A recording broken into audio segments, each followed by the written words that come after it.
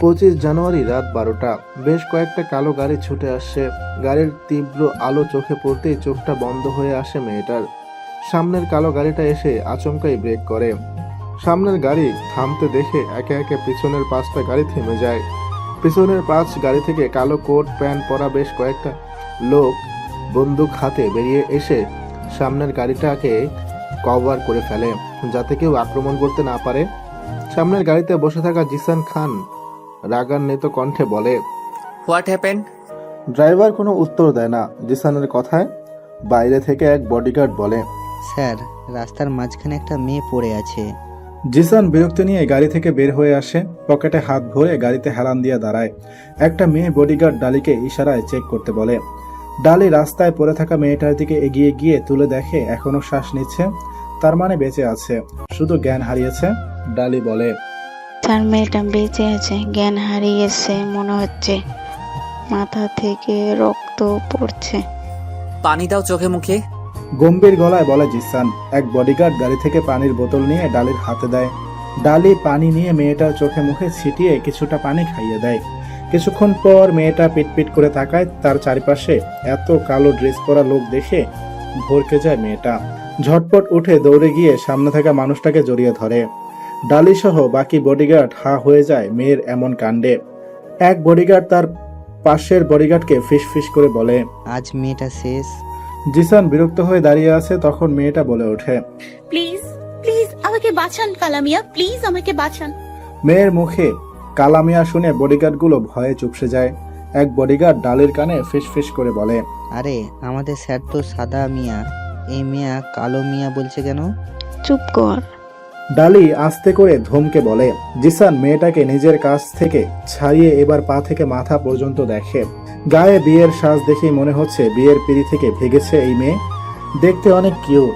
জিসান কিছুক্ষণ তাকিয়েই থাকে মেয়েটার মুখের দিকে। মেয়েটা ভ্রু কুঁচকে জিসানের দিকে তাকিয়ে ভাব নিয়ে বলে, আমি জানি আমি অনেক সুন্দরী কিউটের ডিব্বা, তাই বলে এমন করে দেখতে হবে নাকি কালামিয়া? মেয়েটার কথায় জিসান ভ্রু কুঁচকে তাকায়, তবে এখনো চুপ করেই আছে জিসান। জিসানকে কোনো কথা বলতে না দেখে মেয়েটা বলে, এই কালামিয়া, আপনি কি বোবা? কথা বলতে পারেন না? ইস, এত সুইট একটা লোক কথা বলতে পারে না, ব্যাপারটা দুঃখজনক। ভাই, এই মেয়ের আজ শেষ দিন। এত কথা কি করে বলছে? চিনে না নাকি জিসান স্যারকে? এক বডিগার্ড ফিস ফিস করে বলে আরেকজনকে, এই কালামিয়ার দলবল, আপনারা তো কথা বলতে পারেন নাকি? কিছু তো বলুন, এত কিউট একটা মেয়ে হেল্প চাইছে আর আপনারা চুপ করে আছেন। জিসান ডালিকে ইশারায় বলে মেয়েটাকে আর এত রাতে এখানে কি করে জিজ্ঞেস করতে। জিসানের কথায় ডালি মেয়েটার কাছে এসে বলে, এই মেয়ে, তোমার নাম কি? আর এখানে এত রাতে কি করছো? ডালির কথায় মেয়েটা কাঁদো কাঁদো হয়ে বলে। আপু গো, কি বলবো দুঃখের কথা। মেয়েটাকে থামিয়ে ডালি বলে, দুঃখ না, দুঃখ হবে। এ কি ব্যাপার, তো শুনেন আপু আমার দুঃখের কথা। আমার আব্বু আম্মু নেই, সেই ছোটবেলায় আমাকে একা রেখে চলে গেছে। ছোট থেকে মামা মামির কাছে মানুষ হয়েছি জানো আপু। আমি মামির সব কাজ করে দিতাম, তারপরে আমায় খেতে দিত, তাতেও আমার কোনো আপত্তি ছিল না গো আপু। কিন্তু এখন টাকার লোভে এক বুইড়া বেটার লগে আমার বিয়া দিচ্ছিল গো। অনেক কষ্টে বাসা থেকে বেরিয়ে চলে এসেছি। আমি কোনো দিন ওই বাড়িতে যাব না, গেলেই বুইড়ার লগে ধইরা বাইন্দা বিয়ে দিবে। আচ্ছা আপু, তুমিই বলো, আমার মতো কিউট সুইটকে বিয়ে করার অধিকার কি ওই টাকলা বুইড়ার আছে? তুমিই বলো। ডালি কি উত্তর দিবে কিছুই বুঝতে পারছে না, তবুও বলে, নানি, হ্যাঁ তুমি ঠিক বলছো আপু, ওই বুইড়ার অধিকার নাই আমার মতো সুন্দরীকে বিয়ে করার। আমার জামাই হওয়ার অধিকার তো এই খাম্মা চিকনার মতো ছেলের আছে। শেষের কথাটা লজ্জা লজ্জা ভাবে আর জিসানকে দেখিয়ে বলে মেয়েটা। মেয়েটার কথা শুনে সবাই ভ্যাবাচাকা খেয়ে যায়। জিসান তো বিরক্ত হয়ে সব দেখছে শুনছে। ডালি ভ্যাবাচাকা খেয়ে বলে, তোমার নাম কি? আর তোমার মাথা ফাটলো কি করে? আমার নাম মিহু, আর আমি যখন প্রাণপণে পালাছিলাম তখন রাস্তায় পড়ে যাই, তখন মাথা ফেটে গেছে। মিহু চমকে পিছনে তাকিয়ে দেখে কালামিয়া কথা বলছে। অবাক হয়ে বলে, ও মা, কালামিয়া আপনি কথা বলতে পারেন? আপনি বোবা না? জিসান বিরক্ত চোখে তাকায় মিহুর দিকে। ডালি নিজের মনের প্রশ্ন চেপে রাখতে না পেরে এবার বলেই দেয়, তুমি স্যারকে কালা মিয়া বলছো কেন? স্যার তো যথেষ্ট ফর্সা। আরে দেখো না, পায়ের জুতো থেকে সানগ্লাস পর্যন্ত সব কালো পরে আছে, সঙ্গে এতগুলো লোককেও কালো পরিয়ে রাখছে, তাই ওনার নাম কালা মিয়া। সুন্দর তাই না? Shut up. অনেকক্ষণ ধরে এই মেয়ের বক বক শুনেছি। একে জিসান আর কিছু বলতে নিবে তার আগেই মিহু বলে, ওই মিয়া, ওই ধমকান কাকে? হ্যাঁ, আমি কি ভয় পাই নাকি? বেশি বলে ফেলছো তুমি। আমি বেশি বলছি না, আমি ঠিক বলছি। আর একটু হলে আমাকে গাড়িতে চাপা দিয়ে মেরে ফেলতো। আবার আসছে দেখো বড় বড় কথা বলতে। তুমি জানো তুমি কার সঙ্গে কথা বলছো? আমি জেনে কি করব? আপনি কোন লাট সাহেব? হ্যাঁ, চুপ করে, স্যার রেগে গেলে আজকে তোমাকে আস্ত রাখবে না।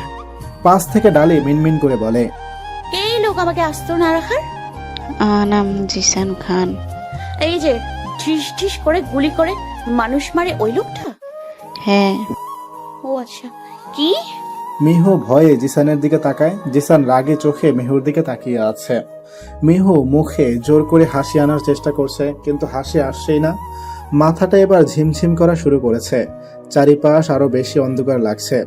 জিসান কিছু বলতে যাবে তার আগেই মিহু ঢলে পড়ে জিসানের বুকে। 25 জানুয়ারি রাত 11:30।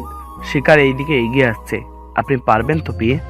বিশ্বাস রাখুন স্যার, এই কাজ যখন আমি নিয়েছি ঠিক করে দেখাবো। আহনাব জিসান খানের চোখ ফাঁকি দেওয়া এত সহজ না পিয়ে। পুরো কলকাতা এক নামে ভয়ে কাঁপে, সেটা হলো জিসান। আজ পর্যন্ত তার বিরুদ্ধে কোনো প্রমাণ কেউ জোগাড় করতে পারেনি। যেই তার বিরুদ্ধে গেছে সেই লাশ হয়ে ফিরে এসেছে। আপনি এই কাজে নতুন এসে যে সিদ্ধান্ত নিয়েছেন সেটা খুব রিস্কি হয়ে যাবে আপনার জন্য। আপনার থেকে বড় বড় খেলোয়াড় আহনাব জিসান খানের হাতে মারা পড়েছে। আপনি কি এখনো চান তার বিরুদ্ধে যেতে? পিয়ে দীর্ঘশ্বাস লুকিয়ে জবাব দেয়, হ্যাঁ, যেতে চাই। এই জিসান খানের শেষ আমি দেখতে চাই। এতে আমার মৃত্যু হলেও হবে। পুরো কলকাতার মানুষকে ভয় থেকে মুক্তি করতে চাই। কত শত মায়ের বুক খালি করার প্রতিশোধ নিতে চাই আমি। কলকাতা কোনো মাফিয়ার ভয়ে থাকবে না। কলকাতা থেকে এই জিসান নামক মাফিয়ার ট্যাগ মুছে দিতে চাই আমি। পিয়ে রাগান্বিত হয়ে কথাগুলো বলে। তার যেন একটাই কাজ, এই জিসানকে শাস্তি দেওয়া। ফোনের অপর পাশ থেকে মিস্টার রাসেল বলে ওঠে, ওকে পিয়ে, জিসান খান কিছুক্ষণের মধ্যে আসবে। আপনি সাবধান থাকবেন। মনে রাখবেন, জিসান খানের কাছে ধরা পড়া মৃত্যু। আমরা আপনাকে সাহায্য করব। ওকে স্যার, আমি ফোনটা এখনই রেখে দিচ্ছি, আপনি এসে নিয়ে যাবেন। বলেই পিয়ে ফোনটা সেখানে রেখে দেয়। নিজেকে আরো একবার দেখে নেয় সব ঠিকঠাক আছে কিনা, আর নিজে নিজে বলে, মিস্টার জিসান খান, তুমি যত বড়ই মাফিয়া হও না কেন, আমার হাত থেকে তোমাকে কেউ বাঁচাতে পারবে না। সব পাপের শাস্তি তুমি এবার পাবে। Just wait and see. চোখ খুলে চারিদিক দেখে খুব অচেনা মনে হলো মিহুর কাছে।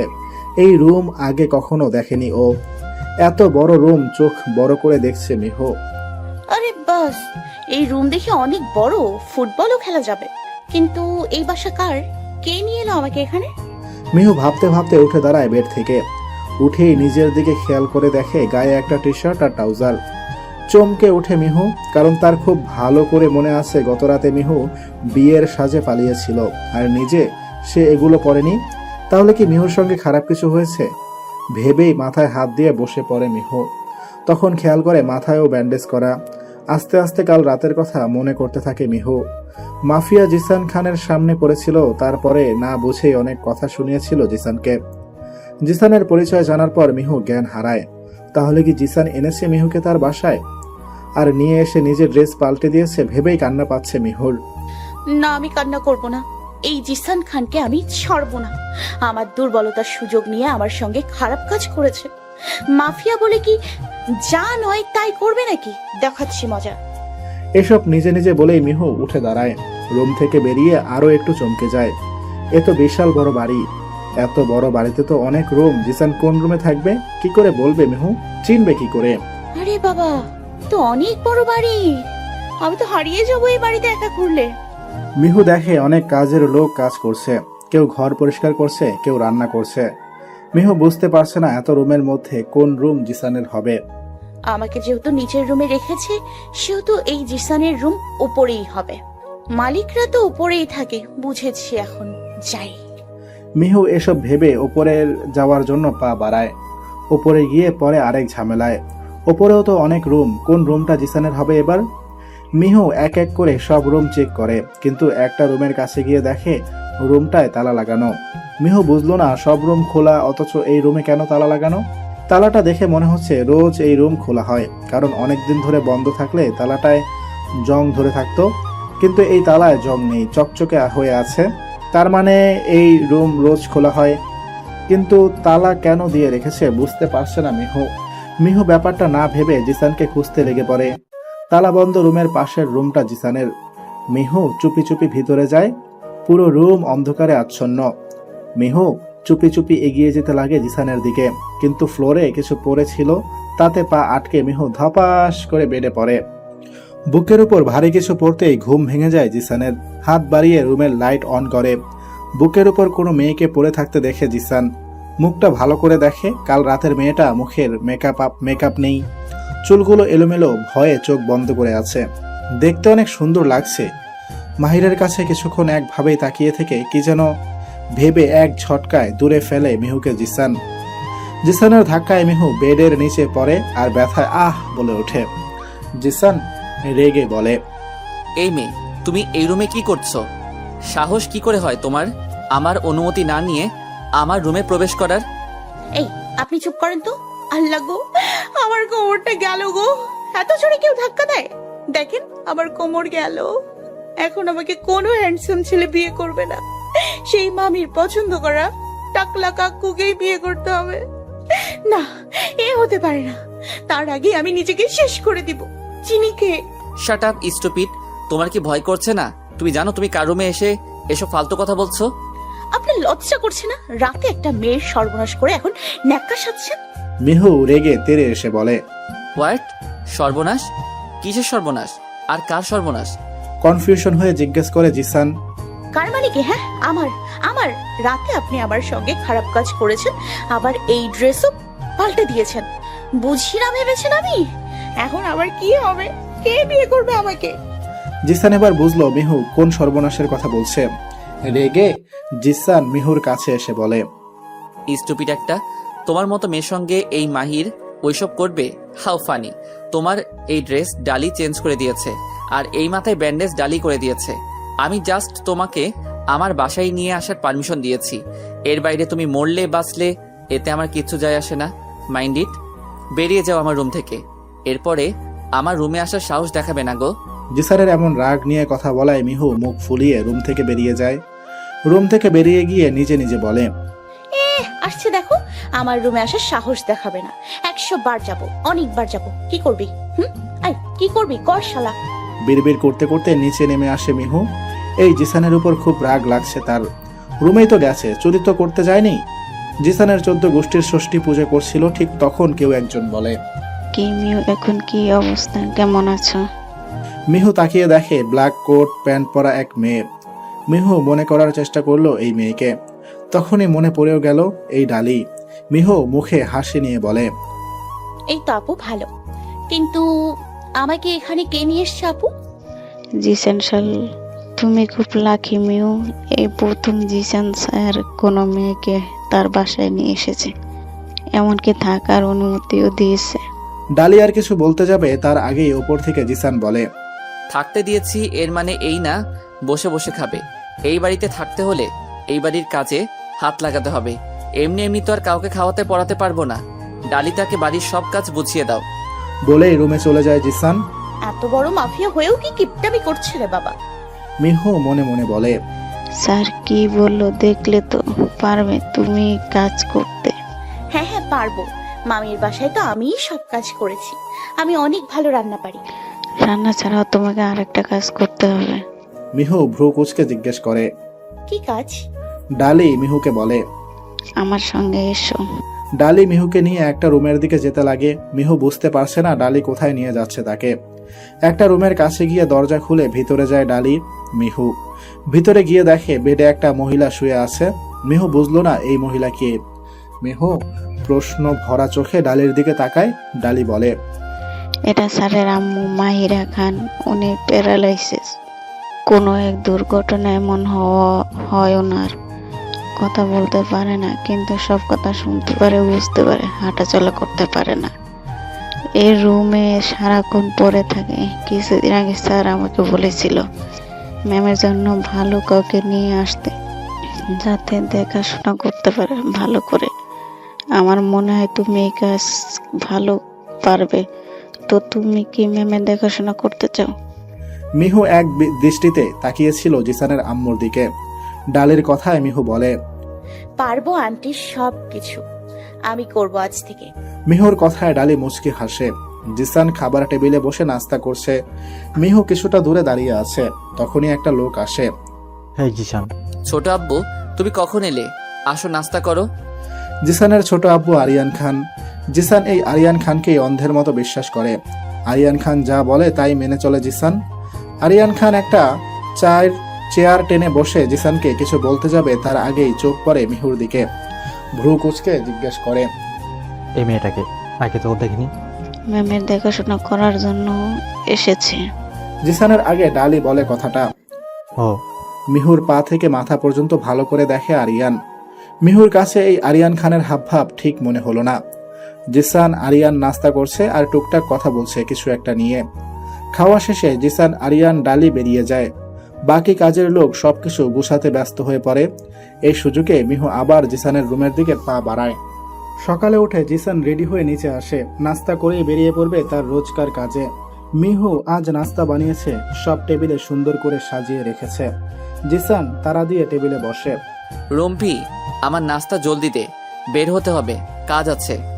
মিহু হুট করেই বলে ওঠে, আজ আবার কিসের কাজ? আজ না শুক্রবার, কাজ বাদ দিয়ে নামাজ পড়তে যাবেন। জিসান বিরক্তি নিয়ে বলে, এখন কি তুমি আমাকে বলে দিবে আমি কোন দিন কি করব না করব? আমি বলার কে? যেটা সত্যি কথা সেটাই বলেছি। এখন আপনি শুনবেন কি শুনবেন না সেটা আপনার বিষয়। শাট আপ স্টুপিড। থাকতে দিয়েছি বলে মাথায় চড়ে বসো না। আর তুমি ভুলে যাবে না কার সঙ্গে কথা বলছো। রেগে বলে জিসান। পাপী লোক একটা, পাপের কাজেই তো ডুবে আছে, নামাজ পড়ার সময় কই? মিহু মনে মনে বলে। মুখ ফুটে মিহু আর কিছু না বলে বড় একটা মুখ ভেঙচি দিয়ে রান্নাঘরে চলে যায়। জিসানের আম্মুর জন্য স্যুপ বানাচ্ছে আর জিসানের 36টা বাজাচ্ছে মিহু। বাসায় থাকতে দিয়েছে বলে কি মাথা কিনে নিয়েছে নাকি? আর কি বলে, হ্যাঁ তুমি ভুলে যাবে না কার সঙ্গে কথা বলছো। কোন লাট সাহেব রে তুই, যে তোর সঙ্গে কথা বলতে পারবো না? নিজে নিজে বাকবাকুম করছে আর স্যুপ বানাচ্ছে মিহু। স্যুপ বানানো শেষ হলে সেটা নিয়ে যায় মাহিরা খানের রুমে।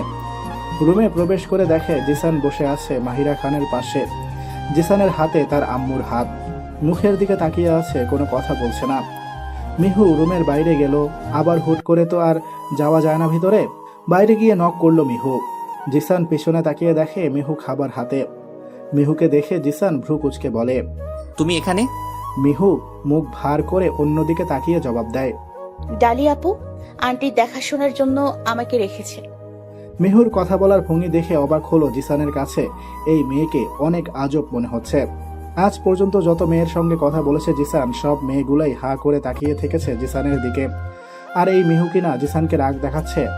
এত সাহস পাচ্ছে কই সেটাই বুঝতে পারছে না জিসান। মিহু দেখে জিসান তার দিকে ভ্রু কুচকে তাকিয়ে আছে। সেটা দেখে মিহু আরেক দফা মুখ ভেঙচি দিয়ে দেয়। জিসান এবার উঠে দাঁড়ায়। মিহু কিছুটা ভয় পায় কিন্তু প্রকাশ করে না। জিসান মিহুর অনেকটা কাছে চলে যায়। মিহুর নিঃশ্বাস নিতে কষ্ট হতে লাগে, তবুও মুখের ভাব ডোন্ট কেয়ার টাইপ। জিসান কিছু না বলেই মিহুর পাশ কেটে চলে যায় বাইরে। মিহু যেন ফাপ ছেড়ে বাঁচে। স্যুপের বাটি নিয়ে মারিয়া খানের কাছে গিয়ে বসে মিহু। স্যুপ খাইয়ে দিতে দিতে মিহু বকবক করে, আপনার ছেলেটা না বড্ড আজব, কখন কি করে বোঝাই যায় না। আচ্ছা, আপনার ছেলে এত কম কথা বলে কেন বলুন তো? কথা বলতে জানে না নাকি? সব সময় মুখটা বাংলার পাঁচের মতো করে রাখে। আমি বলে রাখছি আন্টি, আপনার কপালে বৌমা জুটবে না। আরে এমন খারুচ মার্কা ছেলেকে কোন মেয়ে বিয়ে করবে বলুন তো? দেখতে সুন্দর হলে কি হবে, মুখে তো সবসময় তিতা তিতা কথা। আচ্ছা ছাড়েন আপনার ছেলের কথা, আপনি তাড়াতাড়ি সুস্থ হয়ে উঠুন তো। আমার মনে হয় কি আপনার ছেলে আপনাকে খুব প্রয়োজন, আপনার ভালোবাসার খুব প্রয়োজন। আপনার ছেলে তো অনেক টাকা, এখনো আপনাকে ঠিক করতে কেন পারলো না বুঝছি না। গত 12 বছর ধরে কেউ এমন হয়ে পড়ে থাকে?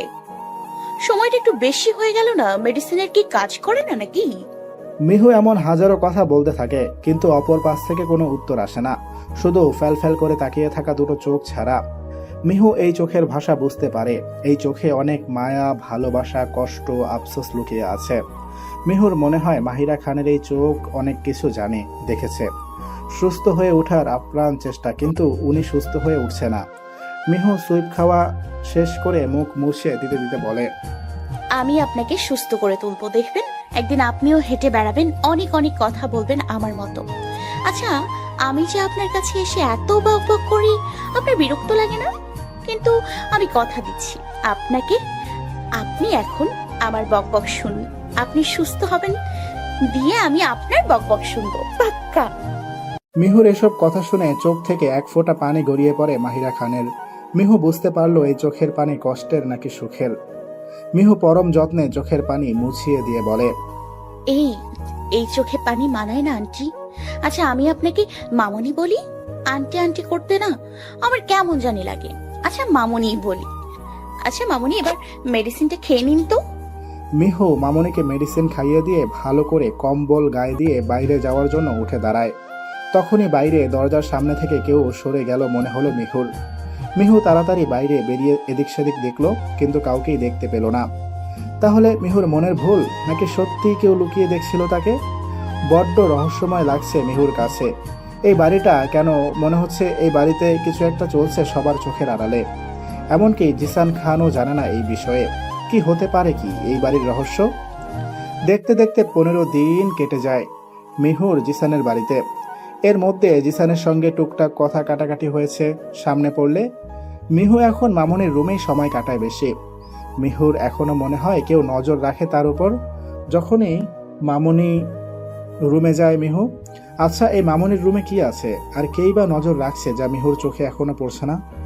এর মধ্যে মিহু জিসানকে খেয়াল করেছে, বড্ড চুপচাপ, দরকার ছাড়া কথা বলে না। মিহুর মানতে খুব কষ্ট হচ্ছে, এই লোক কিনা মাফিয়া, বিনা দোষে খুন করে একের পর এক। কিন্তু মিহুর কেন মনে হয় জিসান যা করছে তা বাধ্য হয়ে। জিসানকে কান্না করতে দেখেছে মিহু মামনির হাত ধরে। জিসান পুরো কলকাতার মানুষের কাছে যতটা ভয়ঙ্কর, ততটা না জিসান। মনের মধ্যে অনেক কষ্ট তার, সেটা মামনির কাছে আসলেই বোঝা যায়। মিস্টার রাসেল, একজনের পুরো ডিটেলস চাই আমার। কার বিয়ে? আরিয়ান খানের, জিসান খানের ছোট আব্বু আরিয়ান খান। এর পুরো ডিটেলস আমাকে দাও, আর খুব জলদি দাও। ওকে, কাজ হয়ে যাবে। আকাশে ঘন কালো মেঘ উঠেছে, মনে হয় বৃষ্টি হবে। ছাদে কাপড় শুকাতে দেওয়া আছে। মিহু ছাদে গিয়ে এক এক করে সব কাপড় তুলে নিয়ে নিচে নামতে লাগে। এর মধ্যে অনেক জোরে গর্জে ওঠে মেঘ। মিহু তাড়াতাড়ি সিঁড়ি দিয়ে নিচে নামতে লাগে। তাড়াহুড়োয় কারোর সঙ্গে ধাক্কা লাগে মিহুর। তাকিয়ে দেখে জিসান। চোখ মুখ দেখে মনে হচ্ছে খুব রেগে আছে, লাল হয়ে আছে চোখ। মিহু কথা বাড়ালো না, পাশ কাটিয়ে নিচে যেতে লাগলো। যেতে যেতে একবার পিছনে তাকিয়ে দেখে জিসানও ছাদে চলে যাচ্ছে। মিহু নিচে এসে কাপড়গুলো রাখতেই খুব জোরে বৃষ্টি শুরু হয়ে যায়। মিহুর মনে পড়ে জিসান তো ছাদে, বৃষ্টি হচ্ছে, তাও নিচে আসছে না কেন। মিহু একটা ছাতা নিয়ে আবার ছাদে চলে যায়। ছাদে গিয়ে দেখে জিসান ছাদের রেলিং ধরে আকাশের দিকে তাকিয়ে আছে। এত জোরে বৃষ্টি পড়ছে, তাও লোকটা আকাশের দিকে কি করে তাকিয়ে আছে বুঝলো না মিহু। মিহু ছাতা নিয়ে জিসানের পাশে দাঁড়ায়। নিজের উপর বৃষ্টির পানি পড়ছে না দেখে চোখ খুলে পাশে তাকায় জিসান। পাশে মিহুকে ছাতা হাতে দাঁড়িয়ে থাকতে দেখে ভ্রু কুচকায়। মিহু বলে, বৃষ্টি পড়ছে, ঝড় হবে, আপনার রুমে চলুন। জিসান মিহুর কথায় জবাব না দিয়ে মিহুর হাতে থাকা ছাতাটা এক ঝটকায় ফেলে দেয়। সঙ্গে সঙ্গে মিহু বৃষ্টির পানিতে ভিজে চুপচাপ হয়ে যায়। মিহু বলে, এটা কি করলেন? পুরো ভিজে গেলাম তো, চলুন নিচে। কথাটা বলেই মিহু জিসানের হাত ধরে টেনে নিয়ে যেতে লাগে, কিন্তু এক চুলও নড়াতে পারল না জিসানকে মিহু। উল্টো জিসান মিহুকে এক টানে নিজের একদম কাছে নিয়ে আসে। মিহু কিছু বলতে গিয়েও বলতে পারল না। জিসানের চোখের দিকে তাকিয়ে জিসান মুখ খোলে, I need care, I need love. ভালোবাসা চাই আমার, অনেক বেশি ভালোবাসা। জিসানের এই এলোমেলো কথা কিছু বুঝতে পারল না মিহু। তবে কথা শুনে মিহু বুঝলো জিসান ড্রিঙ্ক করেছে, যা বলছে সব নেশায় বলছে। জিসান মিহুকে আরো একটু কাছে এনে বলে, আজ যে আমি আটকে পড়েছিলাম রাস্তায়, তখন আমি কি দেখেছি জানো? নেশা ওটা কণ্ঠে বলে জিসান, কি কি কি? এক সুখী পরিবার, ভদ্রলোক তার প্রিয়সী ও তার ফুটফুটে এক মেয়ের হাত খুব যত্নে ধরে রাস্তা পার করছে। আমার কোম্পানিতে সামান্য স্টাফ ও সুখী ভালোবাসার মানুষের সঙ্গে দেখা করতে যাবে বলে আমার কাছে ছুটি নেই।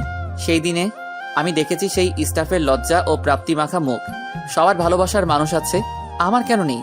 পৃথিবীর সবাই সুখী, আমি কেন সুখী নই? কি নেই আমার? টাকা, বাড়ি, গাড়ি সব আছে, কিন্তু আমি কেন শান্তি পাচ্ছি না? জিসানের এমন কথায় মিহু কি উত্তর দিবে খুঁজে পাচ্ছে না। জিসান আবার বলে, আম্মু, আমার আম্মু কেন সুস্থ হচ্ছে না মিহু? এত বছর ধরে তো আমি কম চেষ্টা করিনি, তবুও কেন ঠিক হচ্ছে না? আম্মু বুঝে না তার ভালোবাসা আমার খুব দরকার। সেই দিনটা কেন এলো আমার জীবনে? কেন কেন আমার কাছ থেকে আমার আব্বুকে কেড়ে নিল, আমার আম্মুর ভালোবাসা কেড়ে নিল, আমার স্বপ্ন কেড়ে নিল, সব কেড়ে নিয়েছে আমার সেই দিনটাই। জিসান কান্না করছে, অনেক বেশি কান্না করছে। মিহু ভাবতেও পারেনি এত গভীর একটা লোকের মনে এত কষ্ট আছে। টাকা, বাড়ি, গাড়ি থাকলেই শুধু সুখী হওয়া যায় না। কপালে সুখ থাকলে রিক্সা চালকের ঘরেও সুখে থাকবে, আর না থাকলে কোটিপতি হলেও সুখ আসবে না। মিহু জিসানকে কোনো মতে ধরে জিসানের রুমে নিয়ে আসে। অনেক বুঝিয়ে মিহু জিসানকে কাপড় পাল্টাতে বলে, কিন্তু জিসান শুনছেই না। আরে এই ভেজা কাপড় পরে থাকলে আপনার জ্বর হবে, বুঝেন না কেন? তার আগে তুমি বলো, তুমি এত কিউট কেন? জিসানের এহেম কথায় চোখ বড় করে তাকায় মিহু। যে জ্ঞান থাকতে মিহুকে দেখতেই পারে না, সে কিনা মিহুকে কিউট বলছে, ভাবা যায়? হ্যাঁ আমি জানি আমি অনেক কিউট, এখন আপনি চেঞ্জ করেন। তুমি করিয়ে দাও। নাউজুবিল্লাহ, আমি পারবো না, আপনি নিচে করেন। তাহলে থাক, এভাবে শুয়ে পড়ি। এই না না প্লিজ, আচ্ছা ওয়েট, আমি করে দিচ্ছি। মিহু জিসানের টি শার্ট আর ট্রাউজার নিয়ে আসে। অনেক কষ্ট করে ভিজা জামাটা খুলে শুকনো টি শার্ট পরিয়ে দেয়। প্লিজ আপনার পায়ে পড়ি, এবার নিজে ট্রাউজারটা পরুন। মিহুর মুখের দিকে তাকিয়ে বোকা মার্কা একটা হাসি দিয়ে বলে জিসান। আচ্ছা। জিসান ড্রেস চেঞ্জ করে নেয়। মিহু খাবার এনে বলে, খেয়ে নিন। না। না মানে খেয়ে নিন জলদি, না খেয়ে ঘুমাবেন না। খেতে পারি যদি তুমি খাইয়ে দাও। মিহু কথা বাড়ল না, কারণ জানে জিসান হোসে নেই, কথা মানবে না। জিসানকে খাইয়ে দিয়ে শুতে বলে জিসানও গুড বয়ের মতো চুপটি করে বেডে শুয়ে পড়ে। মিহু জিসানের গায়ে চাদর দিয়ে চলে যায় নিজের রুমে। রুমে গিয়ে সবকিছু মিলাতে লাগে। জিসানের ভিতরের কষ্ট থেকে মামুনির ঠিক না হওয়া, জিসানের স্বপ্ন কি ছিল, সবকিছু। আরিয়ান খানের ডিটেলস পেয়েছি বিয়ে। গুড, এখন বলো, জলদি আমাকে বাসায় ফিরতে হবে। আরমান খান মানে জিসানের আব্বুর সৎ ছোট ভাই আরিয়ান খান। আরিয়ান খান সবসময় দেশের বাইরে থাকে, মাঝে মাঝে কলকাতা আছে জিসানের সঙ্গে দেখা করতে। জিসান এই আরিয়ান খানকে অন্ধের মতো বিশ্বাস ভরসা করে। আমার জানার মতে এই আরিয়ান খান সুবিধার মানুষ মন। আরিয়ান জিসানকে ব্যবহার করছে, বোকা জিসান বুঝতেও পারছে না, এত বড় মাফিয়া হয়েও। আরেকটা কথা, আরিয়ান খানের একটা মেয়ে আছে, নাম জেসিকা জেসি। সব কথা ঠিক বললেও শেষের কথাটা মানতে পারলো না পিয়ে। ভ্রু কুচকে বলে পিয়ে, আরিয়ান খান বিয়েই করেনি, মেয়ে আসবে কই থেকে মিস্টার রাসেল? না, উনি বিয়ে করেছে। আমি যেই গোয়েন্দা টিমকে তার উপর নজর রাখতে বলেছিলাম, তারা নিজের চোখে দেখেছে, এবং জেসি যেই খানে জব করে সেখানেও খবর নিয়ে দেখেছে জেসির আব্বুর নাম আরিয়ান খান। এই আরিয়ান খানের দিকে নজর রাখেন মিস্টার রাসেল। এই আরিয়ান খান বিয়ে করার সত্ত্বেও জিসান খানের থেকে লুকানো কেন, আর নিজের মেয়েকেই বা কেন লুকিয়ে রেখেছে? সব সময় আরিয়ান খানের দিকে নজর রাখবেন। এই সব কিছুর পেছনে আরিয়ান খান আছে, তা খুব ভালো করেই বুঝতে পারছি। আচ্ছা, আমি এখন যাই, বেশি বাইরে থাকা যাবে না আমার। আল্লাহ হাফেজ। কথাগুলো বলেই চলে যায় পিয়ে। এই মামা, টমেটো কত করে? 20 টাকা কেজি আফা। মিহু চোখ গরম করে বলে, ওই দোকানটাতে তো 15 টাকা কেজি দিচ্ছিল, আর তুমি 5 টাকা বেশি নিচ্ছ। আমার টমেটো টাটকা তাজা আফা। তাতে কি হয়েছে? হ্যাঁ, 50 টাকায় 5 কেজি ভরে দাও। বেশি দামাদামি করো না তো মামা, এমনিই বেশি দিয়েছি টাকা। সবজিওয়ালার সঙ্গে অনেক তর্কাতর্কি করে মিহু 50 টাকায় 5 কেজি টমেটো নিল। টমেটো নিয়ে অন্য দোকানে যেতে লাগে, ঠিক তখনই গুলির শব্দ পাওয়া যায়। গুলির শব্দে বাজারের সব মানুষ এদিক থেকে ওদিক ছুটে যাচ্ছে। মিহু বুঝতে পারছে না কি হলো হঠাৎ। যেদিক থেকে গুলি করার আওয়াজ এসেছে সেদিকে মিহু যায়। গিয়ে দেখে একটা লোক মাটিতে পড়ে মৃত্যু যন্ত্রণায় ছটফট করছে, কিন্তু কেউ এগিয়ে এসে সাহায্য করছে না। মিহু হাতে থাকা টমেটোর প্যাকেট রেখে লোকটার কাছে যায়। কি হয়েছে আপনার? মারলো আপনাকে? চলুন চলুন, আপনাকে হসপিটালে নিয়ে যাচ্ছি। আরে আরে, আপনারা তাকিয়ে কি দেখছেন? সাহায্য করুন আমাকে, লোকটা মরে যাবে হসপিটালে নিয়ে যেতে না পারলে। তাড়াতাড়ি সাহায্য করুন প্লিজ। মিহু এত করে ডাকছে আশেপাশের লোককে, কিন্তু কেউ সাহায্যের জন্য এগিয়ে আসে না। তখন একজন বলে ওঠে। এর বাঁচার কোনো অধিকার নেই। মিহু পিছনে তাকিয়ে দেখে গাড়ির সামনে হাতে গান নিয়ে বসে আছে জিসান। মিহু উঠে জিসানের কাছে এসে বলে, কার বেঁচে থাকার অধিকার আছে আর কার নেই, এটা বলার আপনি কে? জন্ম মৃত্যু সব আল্লাহর হাতে, আপনি কেউ না। দেখতে চাও আমি কি কি করতে পারি? মিহু কিছু বলার আগেই জিসান মাটিতে পড়ে থাকা লোকটাকে আরো 3টা পরপর গুলি করে দেয়। সঙ্গে সঙ্গে লোকটা চলে যায় মৃত্যুর কোলে। মিহু ঠায় দাঁড়িয়ে থাকে। সেখানে জিসান মিহুকে কিছু না বলে মিহুর সামনে দিয়ে শীষ বাজাতে বাজাতে চলে যায়। মিহুর জিসানের প্রতি ঘৃণা আরো বেশি বেড়ে যায়। জিসান বাসায় ফিরে সোজা রান্নাঘরে যায়। ডালি অবাক হয়, আজ পর্যন্ত জিসানকে রান্নাঘরে যেতে দেখেনি। মিহু মামুনির জন্য স্যুপ করছিল, ঠিক তখনই জিসান এসে মিহুর হাত ধরে বাইরে নিয়ে এসে ছুঁড়ে ফেলে সোফায়। চিৎকার করে বলে জিসান, ডালি, এই মেয়েকে ভালো করে বুঝিয়ে দাও, এর পরের বার যেন আমার কোনো কাজে বাধা না হয়ে দাঁড়ায়। ডালি কিছুই বুঝলো না কি বলছে জিসান, কারণ ডালি আজ জিসানের সঙ্গে ছিল না। মিহু বলে, আপনি নিজেকে কি ভেবেছেন? সবাই আপনাকে ভয় পায় বলে আমিও ভয় পাবো? কখনোই না। অন্যায়কারীদের আমি কখনোই ভয় পাবো না। আপনাকেও ভয় পাই না আমি। জিসান রেগে মিহুর চুলের মুঠি ধরে কাছে নিয়ে এসে বলে, জিসানের সঙ্গে লাগতে এসো না, পরিণাম ভালো হবে না। তোমার কপাল যে আজ আমি তোমাকে ছেড়ে দিয়েছি, ওখানে মেরে ফেলিনি। আমার কাজে বাধা হয়ে দাঁড়াবার জন্য তোমাকে শাস্তি পেতে হবে। মিহু ব্যথায় বলে, ছাড়ুন আমাকে, ব্যথা লাগছে। জিসান আরো শক্ত করে ধরে বলে, লাগুক। ডালি, এই মেয়ে যেন আজ খাবার না পায়। আর বেশি উঠলে বলে দাও তাকে তার মামির বাসায় রেখে আসবো, সঙ্গে সেই বুড়োর সঙ্গে বিয়ে দিয়ে আসবো। এটা বলেই জিসান উপরে চলে যায়। এইদিকে মিহুর আগে ফুঁসতে থাকে। ডালি মিহুর কাছে এসে বলে, স্যার এমন কেন করলো মিহু? কি করছো তুমি? মিহু ডালিকে বলে বাজারের কথা।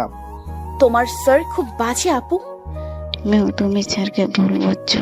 স্যার কোনো সাধু সন্ন্যাসী লোককে মারেনি। এই লোক মেয়ে ব্যবসায়ীদের লিডার, হাজার হাজার মেয়েদের পাচার করে বিদেশে, সেটা শাস্তি জিসান স্যার দিয়েছে তাকে। কিন্তু উনি কেন শাস্তি দেবে? নিজের হাতে কেন আইন তুলে নিয়ে খুনি হবে? ওদের শাস্তি দেওয়ার জন্য তো পুলিশ আছে।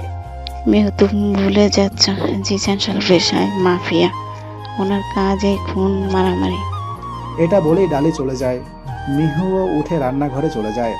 স্যার, মিহু মেয়েটাকে আমার সুবিধা মনে হচ্ছে না। সেখানে কলকাতার সবাই জিসান স্যারকে ভয় পায়, সেখানে ওই মেয়ে স্যারের মুখে মুখে কথা বলছে, স্যারের কাছে বাধা হয়ে দাঁড়াচ্ছে।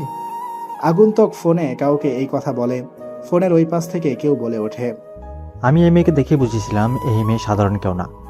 এই মেয়ের চোখে আমি প্রতিশোধের আগুন দেখেছি। তবে তুমি খবর নাও, এই মেয়ে কী করতে, কি কাজে খান বাড়িতে ঢুকেছে।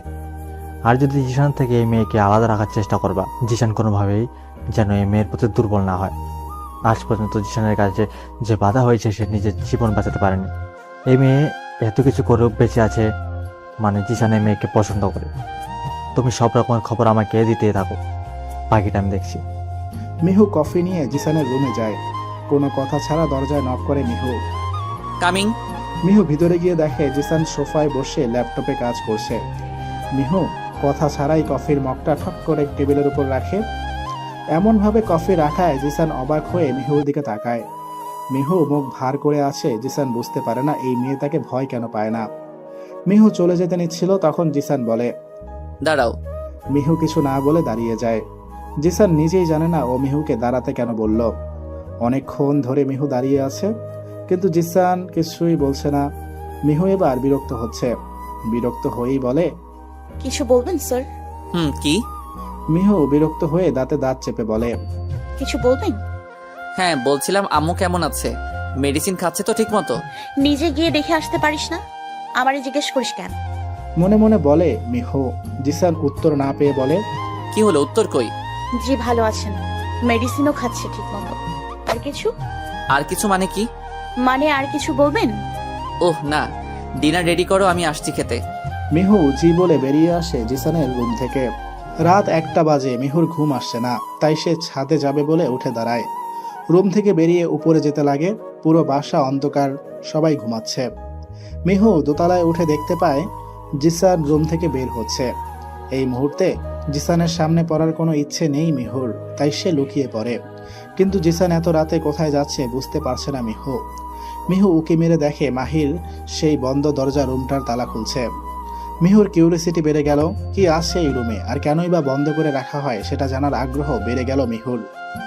জিসান এত রাতেই বা কেন এই রুমে যাচ্ছে, কি আছে এই রুমে? জিসান রুমের ভিতরে ঢুকে লাইট অন করে হালকা করে দরজাটা চেপে দিল।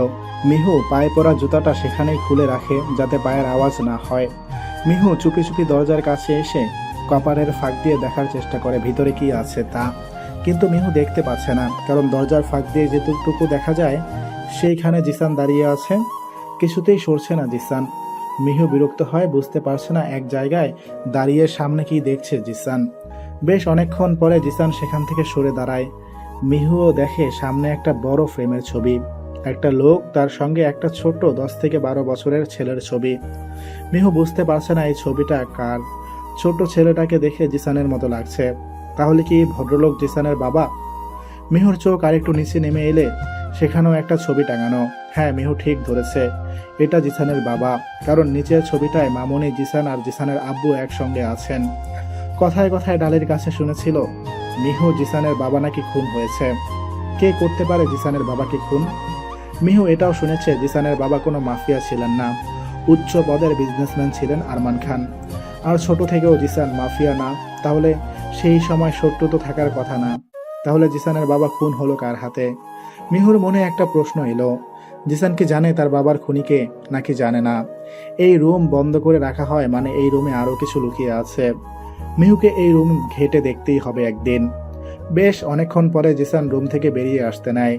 মিহু এটা দেখার পরে তাড়াতাড়ি আবার আগের জায়গায় লুকিয়ে পড়ে। জিসান রুম থেকে বেরিয়ে আবার তালা ঝুলিয়ে দেয় সেই রুমে, তালা দিয়ে নিজের রুমে চলে যায়। সকালে উঠে মিহু মামুনির রুমে যায়, গিয়ে দেখে মামুনির মেডিসিন শেষ হয়ে গেছে। এটা জিসানকে বলতে হবে ভেবে মিহু জিসানের রুমের দিকে যায়। জিসানের রুমের কাছে এসে নক না করেই ভিতরে চলে যায়। জিসান মাত্র শাওয়ার নিয়ে বের হয়েছে, আলমারি থেকে ড্রেস বের করছে পরার জন্য। মিহু ভিতরে গিয়ে হা হয়ে যায়, নিজের লজ্জার মাথা খেয়ে হা করে তাকিয়ে থাকে জিসানের পিঠের দিকে। জিসান এখনো দেখেনি মিহু রুমে এসে বেহায়ার মতো তাকে দেখছে।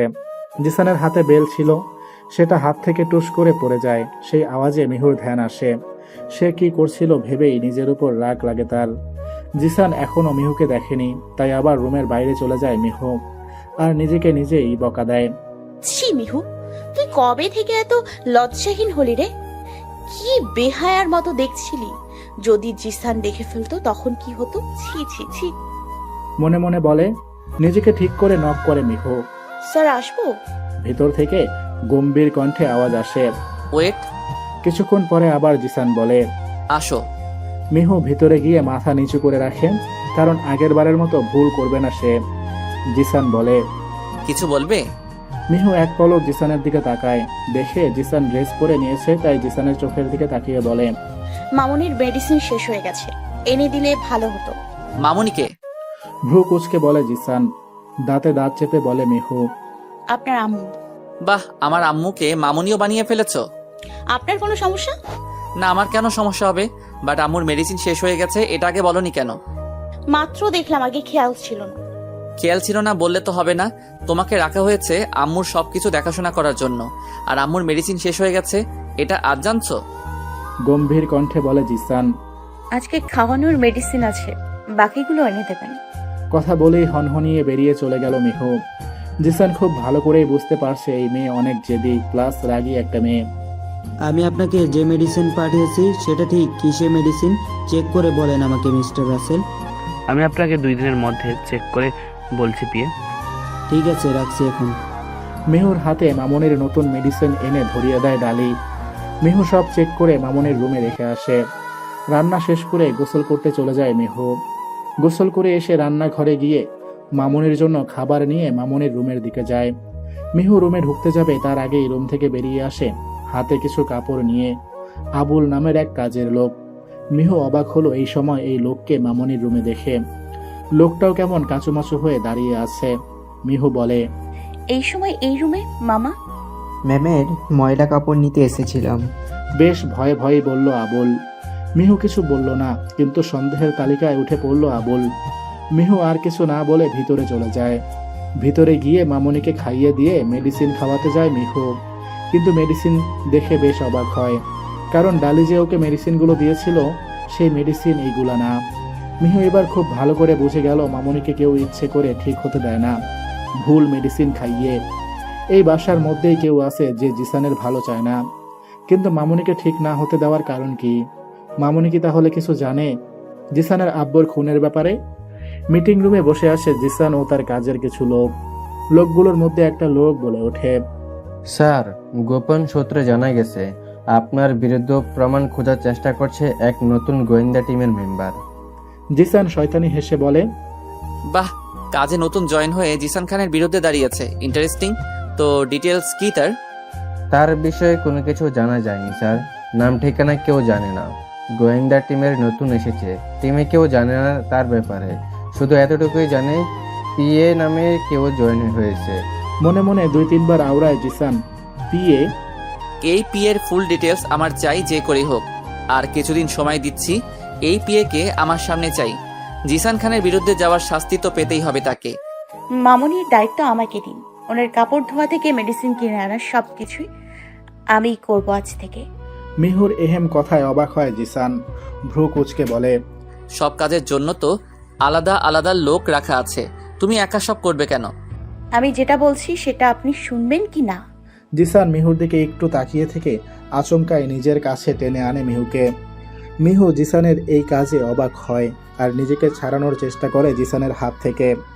জিসান মিহুকে নিজের অনেকটা কাছে এনে মিহুর কানের কাছে মুখ নিয়ে ফিসফিস করে বলে, এত তেজ পাও কোথায় তুমি? ভয় করে না আমাকে? মিহুর রাগ নিয়ে বলতে চাইল, আমি আপনাকে ভয় পাই না, আর কখনো পাবো না। কিন্তু না, মিহুর মুখ থেকে একটু শব্দ বের হলো না। জিসানের গরম নিঃশ্বাসে কেঁপে উঠছে মিহু বারবার, গলার মধ্যে কথা আটকে যাচ্ছে। জিসান মিহুর কানে কিস করে, আবার সেই মাতাল করা ভয়েসে বলে, কি হলো মিস তেজপাতা, কোথায় গেল তোমার তেজ? জিসানের এহেম কাণ্ডে মিহু অবাকের সাত আসমানে উঠে গেছে। মিহু বুঝতে পারছে না জিসান তার সঙ্গে এমন কেন করছে। ডালির কাছে যতদূর শুনেছে জিসান মেয়েদের সম্মান করে, কারো সঙ্গে খারাপ ব্যবহার বা কাউকে পছন্দও করেনি এখনো। তাহলে তার সঙ্গে কেন এমন করছে? তাহলে কি জিসান তার উপর দুর্বল? মিহু শরীরের সমস্ত শক্তি দিয়ে জিসানকে দূরে সরিয়ে দেয়। মিহু চায় না জিসান মিহুকে নিয়ে কিছু ভাবুক। জিসান দূরে দাঁড়িয়ে মিহুর দিকে তাকিয়ে আছে। এভাবে জিসানকে দূরে ঠেলে দেওয়াটা জিসানের মোটেও পছন্দ হয়নি। মিহু জিসানকে কিছু বলার সুযোগ না দিয়ে বেরিয়ে যায় রুম থেকে। এইদিকে জিসান মিহুর যাওয়ার দিকে তাকিয়ে থেকে নিজে নিজেই বলে, জিসান খানকে আজ পর্যন্ত কোনো নারী দুর্বল করতে পারিনি, কিন্তু জানি না তোমার মধ্যে কি আছে। আমার তোমাকে চাই। এতদিন নিজেকে কন্ট্রোলে রাখলেও দিন দিন তোমার প্রতি আমার অনুভূতি বাড়তেই থাকছে।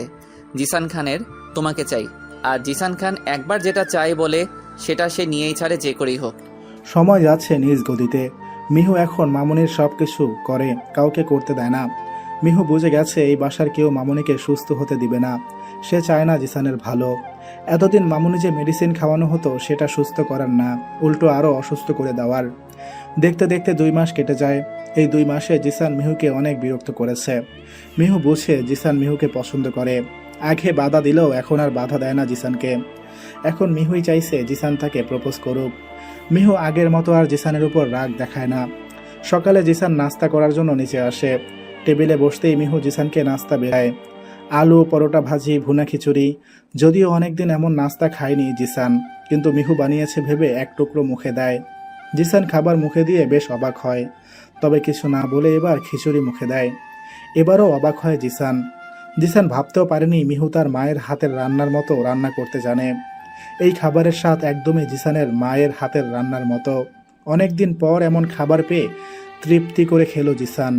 অন্য দিনের চেয়ে আজ একটু বেশি খেলো।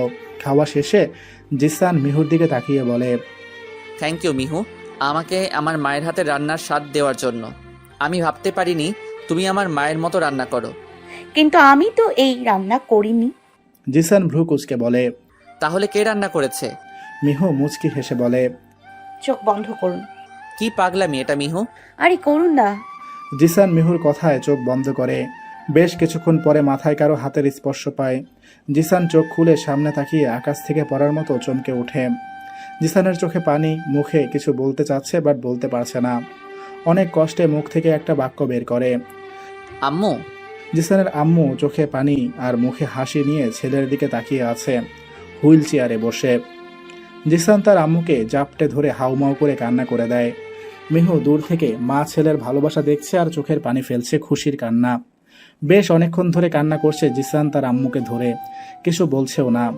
মিহু এবার নিজের চোখের পানি মুছে জিসানের কাছে গিয়ে বলে, দেখি উঠুন তো, ছাড়ুন আমার মামুনিকে। আপনি এমন করে আমার মামুনিকে কাঁদাবেন জানলে কখনো নিয়ে আসতাম না আপনার কাছে। ছাড়ুন, এবার ছাড়ুন। মিহু জিসানকে মামুনির কাছ থেকে ছাড়িয়ে নেয়। জিসান নিজেকে ঠিক করে মামুনির পায়ের কাছে বসে বলে, আম্মু তুমি ঠিক হয়ে গেছো। জানো আমি কতটা চেষ্টা করেছি তোমাকে ঠিক করার, কিন্তু কিছুতেই কিছু হয়নি। মামুনি ইশারায় মিহুকে কিছু বলে। মিহু বুঝতে পেরে মামুনির হাতে একটা খাতা কলম ধরিয়ে দেয়। মামুনি খাতাতে কিছু লিখে জিসানকে দেয়। জিসান পড়ে তাতে কি লেখা। এতদিন আমার মিহু মাটাকে নিয়ে আসিসনি বলে সুস্থ হয়নি, এখন নিয়ে এসেছিস তাই আমি একদম সুস্থ হয়ে গেছি। আমার মিহু মায়ের হাতে জাদু আছে, আমাকে কত তাড়াতাড়ি সুস্থ করে তুললো। লেখাটা পড়ে জিসান একবার মিহুর দিকে তাকায়, তারপরে আবার মামুনির দিকে তাকিয়ে বলে, আগে তো পাইনি আম্মু তোমার মিহুমাকে, তাই আনিনি। আগে যদি জানতাম ওর হাতে তুমি সুস্থ হতে চাও তাহলে যেখান থেকে হোক তুলে নিয়ে আসতাম।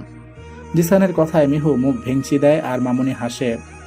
মিহু বলে, মামুনির সঙ্গে এখন বেশি কথা বলা ঠিক না। এমনিই আজ রান্না করেছে, এত করে বললাম শুনলো না। মামুনির প্যারালাইসিস কাটলেও এখনো কথা বলতে পারে না, আর হাঁটতে পারে একটু একটু। তবে এই কিছুদিনের মধ্যে একদম পুরোপুরি হাঁটতে পারবে। আপনি আরো ভালো কোনো ডক্টর দেখুন যাতে মামুনি কথা বলতে পারে। আমি এখন মামুনিকে রুমে নিয়ে যাচ্ছি, মেডিসিন খাওয়াতে হবে। বলেই মিহু মামুনিকে রুমে নিয়ে যায়, মেডিসিন খাইয়ে দিয়ে বেডে শুয়ে দেয়। মিহু নাস্তা করছিল, তখন কাজের একটা লোক বলে, আপা আপনি খাইয়ালেন, এরপর কফি লইয়া স্যারের ঘরে যান, স্যার বলল। মিহু অবাক হলো, জিসান এখনো অফিস যায়নি ভেবে। আর এই সময় তো কফি খায় না, আজ আবার কি হলো। মিহু তার খাওয়া রেখে কফি বানাতে যায়। কফি বানিয়ে জিসানের রুমে যায়। রুমে গিয়ে দেখে জিসান কোথাও নেই। কফিটা ছোট টেবিলে রেখে মিহু চলে যেতে নিচ্ছিল, তখন হুট করে কেউ পেছন থেকে জড়িয়ে ধরে। মিহু বুঝতে পারে এটা জিসান, তাই চুপ করে থাকে। জিসান নেশা লাগানো কণ্ঠে বলে, তুমি আমাকে যে খুশি ফিরিয়ে দিয়েছো তাতে ধন্যবাদ দিয়ে তোমাকে ছোট করব না। জিসানকে থামিয়ে মিহু বলে, এটা আমার কাজ ছিল, আমি আমার কাজটাই করেছি। জিসান উত্তরে কিছু বলে না। মিহুর চুলে মুখ ডুবে রেখেছে। ছাড়ুন, কেউ দেখে ফেলবে, আর আমার কাজ আছে। আমার রুমে কেউ আসার সাহস পাবে না, আর কাজ করার জন্য আরো কাজের লোক আছে। তবু চুপ, আমি কিছু চাই তোমার কাছে, দিবে? কি চাই আপনার? ডালিকে দিয়ে একটা ব্ল্যাক শাড়ি পাঠাবো সন্ধ্যায়, ওটা পরে রেডি থেকো প্লিজ। মিহু জিসানের দিকে তাকিয়ে দেখে তার চোখে অনেক অনেক ভালোবাসা আর ভালোবাসা পাওয়ার তৃষ্ণা। মিহু জিসানের চোখের দিকে বেশিক্ষণ তাকিয়ে থাকতে পারল না, চোখ নামিয়ে নিল। জিসান ব্যাপারটা খেয়াল করেছে। মিহু কখনো জিসানের চোখে চোখ রেখে কথা বলে না, হয়তো মিহু লজ্জা পায় তাই এমন করে ভেবে কাটিয়ে দেয়। ঠিক আছে, আমি রেডি থাকবো। মিহুর কথায় জিসান খুশি। ওকে, আমি এখন যাই। এই বলে জিসান মিহুর গালে চুমু দিয়ে বেরিয়ে যায়। মিহু গালে হাত দিয়ে অবাক হয়ে তাকিয়ে থাকে। মিহুর কাছে জিসান একটা উঠতি বয়সী ছেলের মতো করে, একদম বাচ্চা। এই জিসানকেই নাকি পুরো কলকাতার লোক ভয় পায়। মিহুর কাছে জিসান তার সব রকমের দুর্বলতা প্রকাশ করে। মিহুর মন খারাপ, খুব মন খারাপ। কেন খারাপ তা শুধুমাত্র মিহুই জানে। এটা আমি করতে পারবো না মিস্টার রাসেল, একজনের মন নিয়ে খেলা করা ঠিক হবে না। ফোনের ওই পাশ থেকে রাসেল বলে, ওদের মতো মানুষের মন থাকে না বিয়ে, এটাই খুব সুন্দর একটা সুযোগ, মনে রাখবেন কাটা দিয়ে কিন্তু কাটা তোলা যায়। ব্ল্যাক শাড়ি, হাতে ব্ল্যাক চুড়ি, ঠোঁটে হালকা লিপস্টিক, চোখে কাজল, চুলগুলো ছেড়ে দেওয়া, খুব সুন্দরভাবে সেজেছে মিহু জিসানের জন্য। কিন্তু তবুও মিহুর মন খারাপ। আয়নায় নিজেকে দেখছে মিহু, সে নিজেও জানে মিহু কতটা সুন্দরী, যে কোনো ছেলে তার প্রেমে পড়তে বাধ্য। মিহুর এই রূপে হয়তো জিসানের মতো লোকেও দুর্বল হতে বাধ্য হয়েছে, কিন্তু মিহু এতে খুশি না। মিহু চায়নি জিসান তাকে ভালোবাসুক। সন্ধ্যাবেলায় গাড়ি এসে মিহুকে নিয়ে যায় জিসানের বলা জায়গায়। বেশ কিছুক্ষণ পরে একটা লেকের পারে গাড়ি দাঁড় করায় ড্রাইভার। মিহু গাড়ি থেকে নেমে জিসানকে দেখতে পায়, হাসি মুখে দাঁড়িয়ে আছে। জিসানের চোখ মুখ দেখে বোঝা যাচ্ছে জিসান কতটা খুশি। মিহু মুখে একটু হাসি নিয়ে জিসানের কাছে যায়। জিসান মিহুর হাত ধরে নিয়ে যায় একটু দূরে। এতক্ষণ মিহুর জিসানের হাসি মুখটার দিকে তাকিয়েছিল, তাই খেয়াল করেনি জিসান তাকে কই নিয়ে এলো। জিসানের কথায় মিহুর ধ্যান আসে। এই যে মিস। মিহু জিসানের থেকে চোখ সরিয়ে চারিদিকে তাকিয়ে দেখতে লাগে। খুব সুন্দর করে সাজানো হয়েছে মেডিকেলে একটা টেবিলে কিছু খাবার, কেক আর একটা মোমবাতি জ্বলছে। মাফিয়ারা যে এত রোমান্টিক হয় জানা ছিল না মিহুর।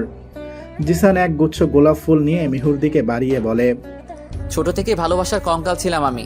প্রথমে আব্বু ছেড়ে চলে যাই, তারপরে আম্মু থেকেও না থাকার মতো হয়ে যায়। কারো ভালোবাসা জোটেনি আমার কপালে। প্রথম যখন বধূ বেশে তোমাকে দেখেছিলাম তখনই আমার ভালো লেগেছিল, তাই আমি তোমাকে আমার বাসায় নিয়ে আসি। আমি দেখতে চাইছিলাম তুমি কেমন। আমার আম্মুকে আমার কাছে ফিরিয়ে দিয়েছো, আমার হাসির কারণ হয়েছো।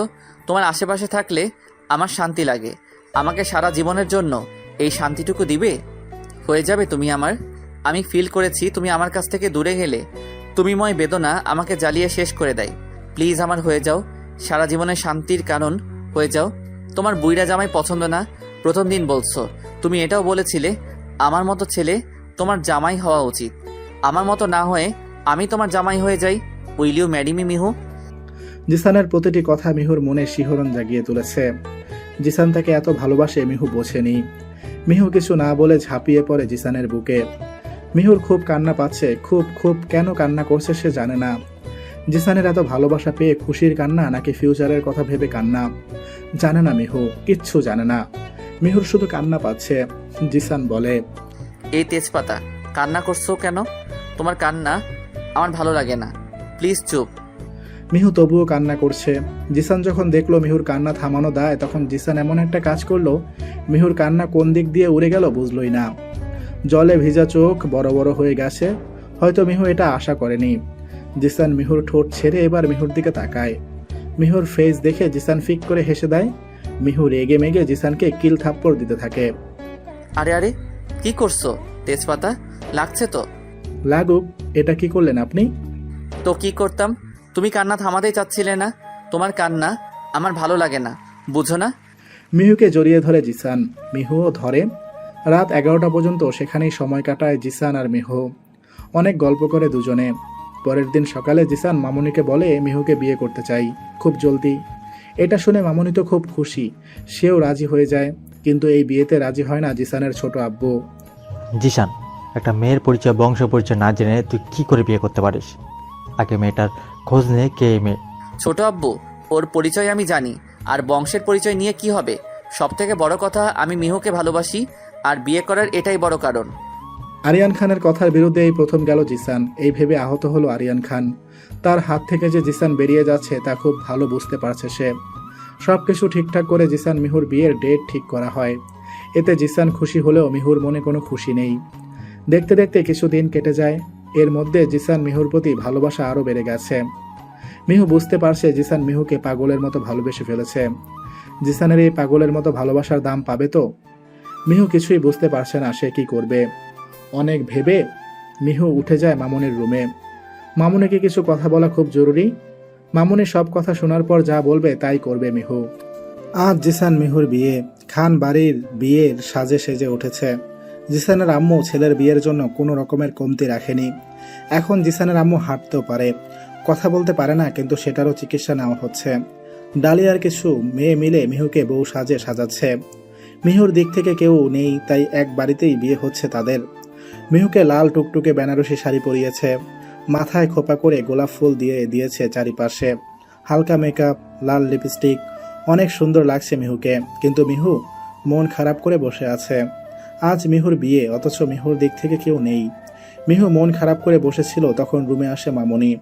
মিহুকে মন খারাপ করে বসে থাকতে দেখে ইশারায় বলে, কি হয়েছে আমার মাতার? মিহু মুচকি হেসে বলে, কিছু না। মামুনি মিহুর মাথায় হাত বুলিয়ে দেয়। কিছুক্ষণ পরে ডালি আসে রুমে আর বলে, ম্যাম, কাজী সাহেব চলে এসেছে, মেয়েকে নিয়ে নিচে যেতে হবে। মামুনি মিহুর হাত ধরে নিচে নিয়ে যায়। মিহু সিঁড়ি দিয়ে নামার সময় একবার চোখ তুলে জিসানের দিকে তাকায়। কি সুন্দর লাগছে জিসানকে রেড শেরওয়ানিতে। জিসান নিচ থেকে তাকিয়ে আছে মিহুর দিকে হা করে। জিসানের চোখে মিহুকে পরীর মতো লাগছে, লাল পরী। মিহু যত এগিয়ে যাচ্ছে তত মিহুর বুক কাঁপছে। কেউ যেন বুকে হাতুড়ি পিটাচ্ছে। মিহুকে মামুনি জিসানের পাশে বসিয়ে দেয়। কাজী সাহেব আসে, বিয়ে পড়ানো শুরু হয়। জিসান মিহুকে দেখতে এতই ব্যস্ত যে কাজী কি বলল কিছুই শোনেনি সে। প্রথমে কাজী রেজিস্ট্রি পেপার এগিয়ে দেয়। জিসান সাইন করার পর মিহু সাইন করে। সাইন করার সঙ্গে সঙ্গে রেজিস্ট্রি পেপারটা জিসানের সামনে থেকে সরিয়ে দেওয়া হয় খুব দ্রুত। তারপর কাজী বিয়ে পড়ানো শুরু করে। এবার মিহুর কবুল বলার সময়। যদিও মিহুর গলা কাঁপছে তবুও সে বলেই দিল 3 বার কবুল। তারপরে জিসানকে বলা হয়। জিসান কোনো বাধা ছাড়াই 3 বার কবুল বলে দেয়। কবুল বলা শেষ হয় আর সেই সময় আসে জিসানের ছোট আব্বু। রাগী একটা লুক নিয়ে তাকিয়ে থাকে সামনে বসে থাকা মিহুর দিকে, কিন্তু কিছুই বলে না। সোজা গিয়ে দাঁড়ায় মামুনির পাশে। পাশে কাউকে দাঁড়িয়ে থাকতে টের পেয়ে মামুনি পাশে তাকাতেই চমকে উঠে আরিয়ান খানকে দেখে। মামুনির চোখে মুখে ভয় স্পষ্ট। আরিয়ান খান শয়তানি হেসে বলে, তো কেমন আছেন ভাবি? শুনেছি এই মেয়ে আপনাকে একদম ঠিক করে তুলেছে, এত ভালোবাসা দিয়েছে, সোজা ছেলের বউ বানিয়ে দিলেন। মামুনি চুপ করে আছে, হাত পা কাঁপছে মামুনির। ওহো, তুমি তো কথাই বলতে পারো না, সে। আচ্ছা, তোমাকে কিছু বলি, বলাই যায় তুমি কাউকে বলবে না, আমি জানি। আরিয়ান খান শয়তানি হেসে আবার বলে, এই মেয়েটাকে দেখছো না, যে তোমাকে সুস্থ করে তুলছে, তাকে আমি অসুস্থ করার ব্যবস্থা করে ফেলেছি। সুন্দর না ব্যাপারটা?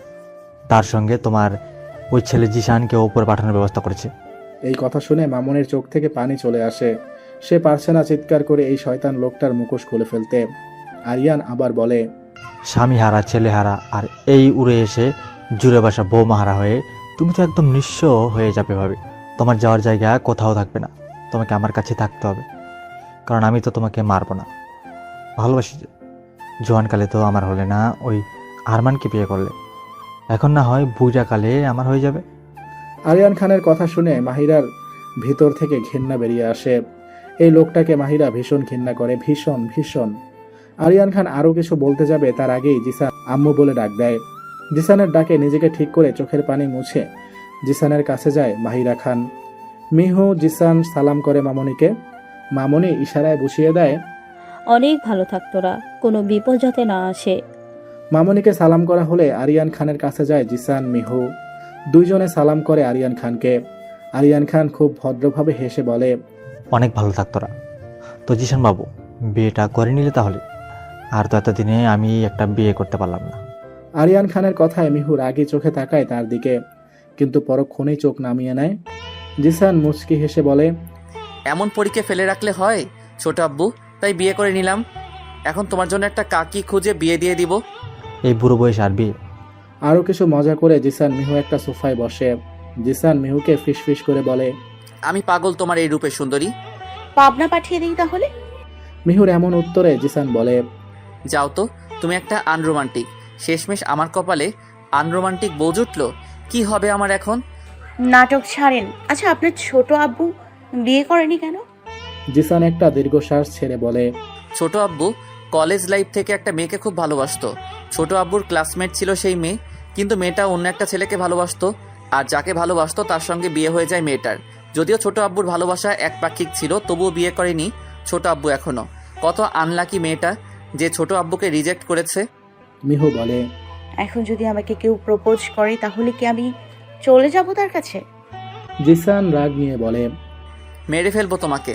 তাহলে এই মেয়ে আনলাকি হয় কি করে? ওই মেয়েটা অন্য একজনকে ভালোবাসে আর তাকেই বিয়ে করেছে, আপনার ছোট আব্বুকে রিজেক্ট করে। আমি এখন আপনাকে ছেড়ে তো আর অন্য জনের হাত ধরতে পারবো না, তাই না? জিসান ভেবে দেখলো বিষয়টা।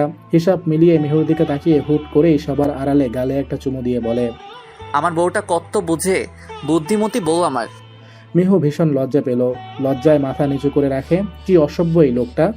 বিয়ের সব কাজ শেষের দিকে, ফটোশ্যুট থেকে খাওয়া দাওয়া সব শেষ করে মিহুকে জিসানের রুমে রেখে আসে ডালি। বাসর ঘর বলে যাকে আজকের রাতে। মিহুর ভীষণ ভয় লাগছে। সাদা আর লাল গোলাপ দিয়ে পুরো রুম সাজিয়ে রেখেছে, খুব সুন্দর লাগছে, আর ফুলের গন্ধে মোহমোহ করছে চারিদিকে। মিহু বেডের মাঝে চুপটি করে বসে আছে, জিসানের জন্য অপেক্ষা করছে, কিন্তু জিসানের আসার নামই নেই। রাত 12টার দিকে জিসান রুমে আসে। রুমে এসে দরজা লাগিয়ে বেডের দিকে তাকিয়ে দেখে মিহু ঝিমোচ্ছে। জিসান মুচকি হেসে বেডের কাছে গিয়ে করে। মিহু চমকে উপরে তাকিয়ে জিসানকে দেখে। বেড থেকে উঠে মিহু জিসানকে সালাম করে জিসান মিহুকে উঠিয়ে বলে, পায়ে ধরে সালাম করতে হবে না, তুমি এইগুলো পাল্টে আসো, যাও পাতলা কিছু পরো, ভালো লাগবে। জিসানের কথায় মিহু ওয়াশরুমে যায় একটা শাড়ি নিয়ে। ফ্রেশ হয়ে এসে দেখে জিসান বারান্দায় দাঁড়িয়ে। মিহুও গেল জিসানের কাছে। পাশে মিহু দাঁড়াতেই জিসান মিহুকে কাছে টেনে জড়িয়ে ধরে আর বলে, আমার জীবনে আসার জন্য ধন্যবাদ তেজপাতা। আপনি আমাকে তেজপাতা বলেন কেন? কারণ তোমার চোখে মুখে আমি অন্যরকম একটা তেজ দেখি, যা অন্য মেয়েদের নেই। আমার কখনো মনে হয় তোমারই চোখে আমার ধ্বংস, আবার মনে হয় তোমারই চোখে আমার সুখ শান্তি। মিহু কথা কাটানোর জন্য বলে ওঠে, আজ না আমাদের বাসরাত?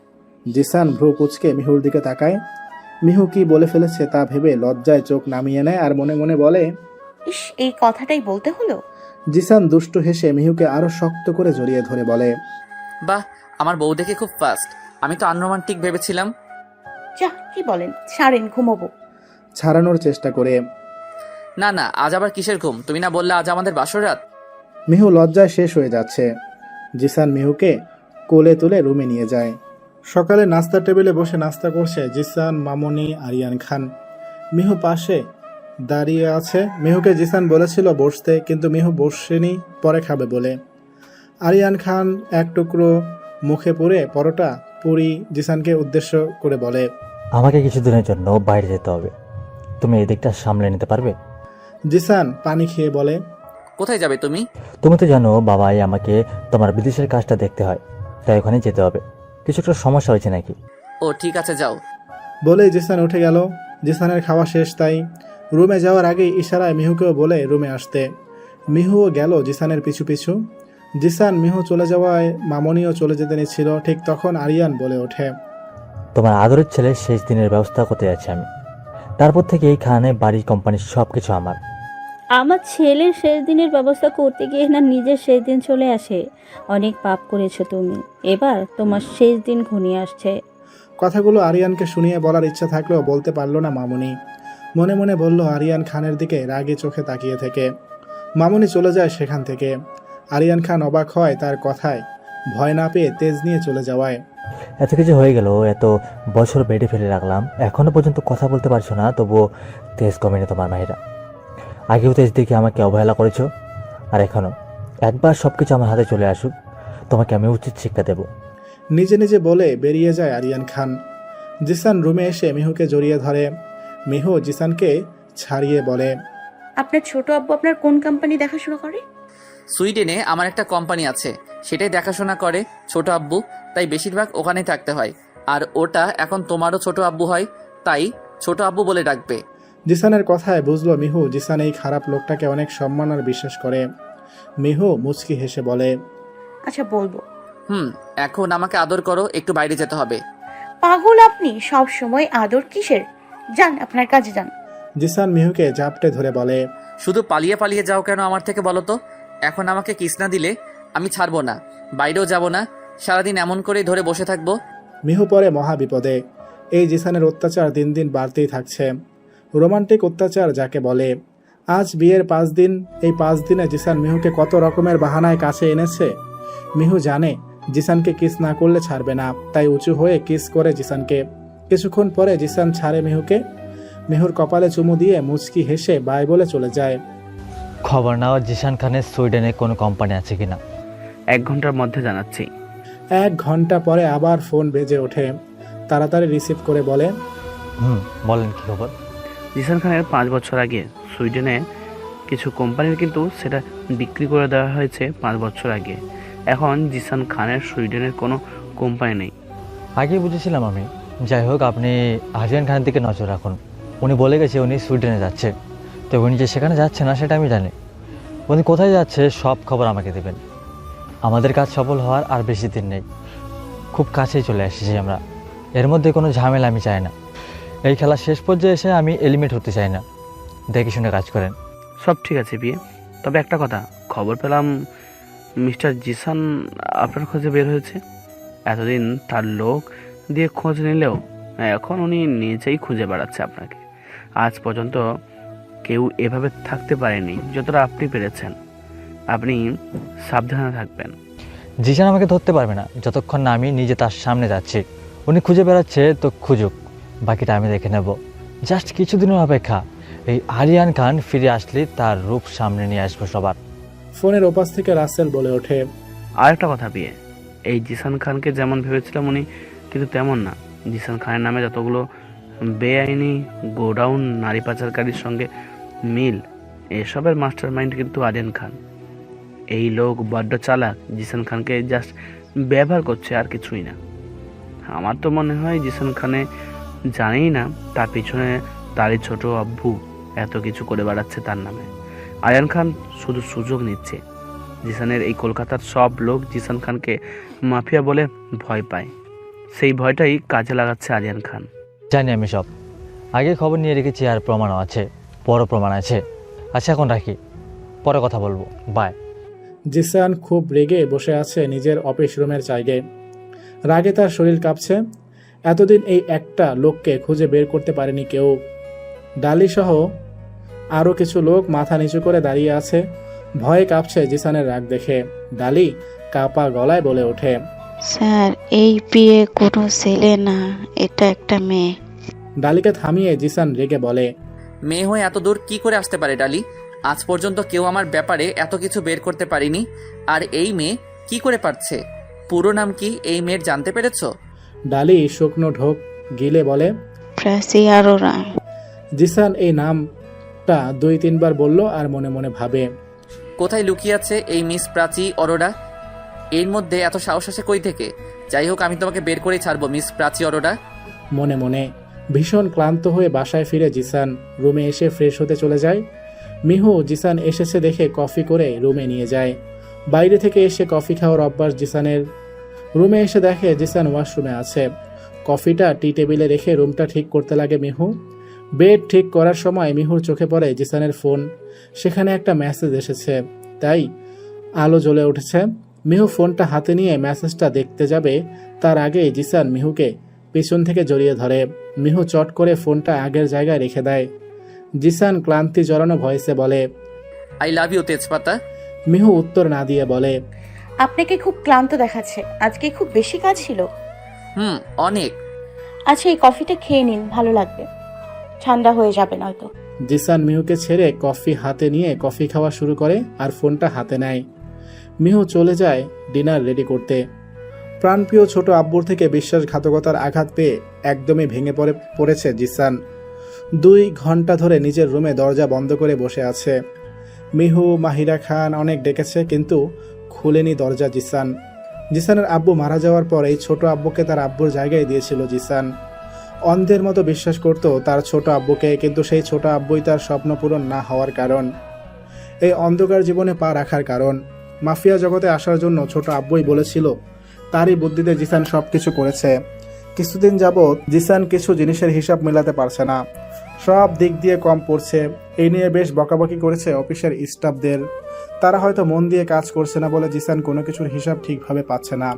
খুব রেগে অফিসের ম্যানেজার আরও কিছু স্টাফদের মিটিং রুমে ডাকে জিসান। সমস্যা কি আপনাদের? আপনারা কাজ কি করে করছেন? আমার কোম্পানিতে এত লস আসে কি করে?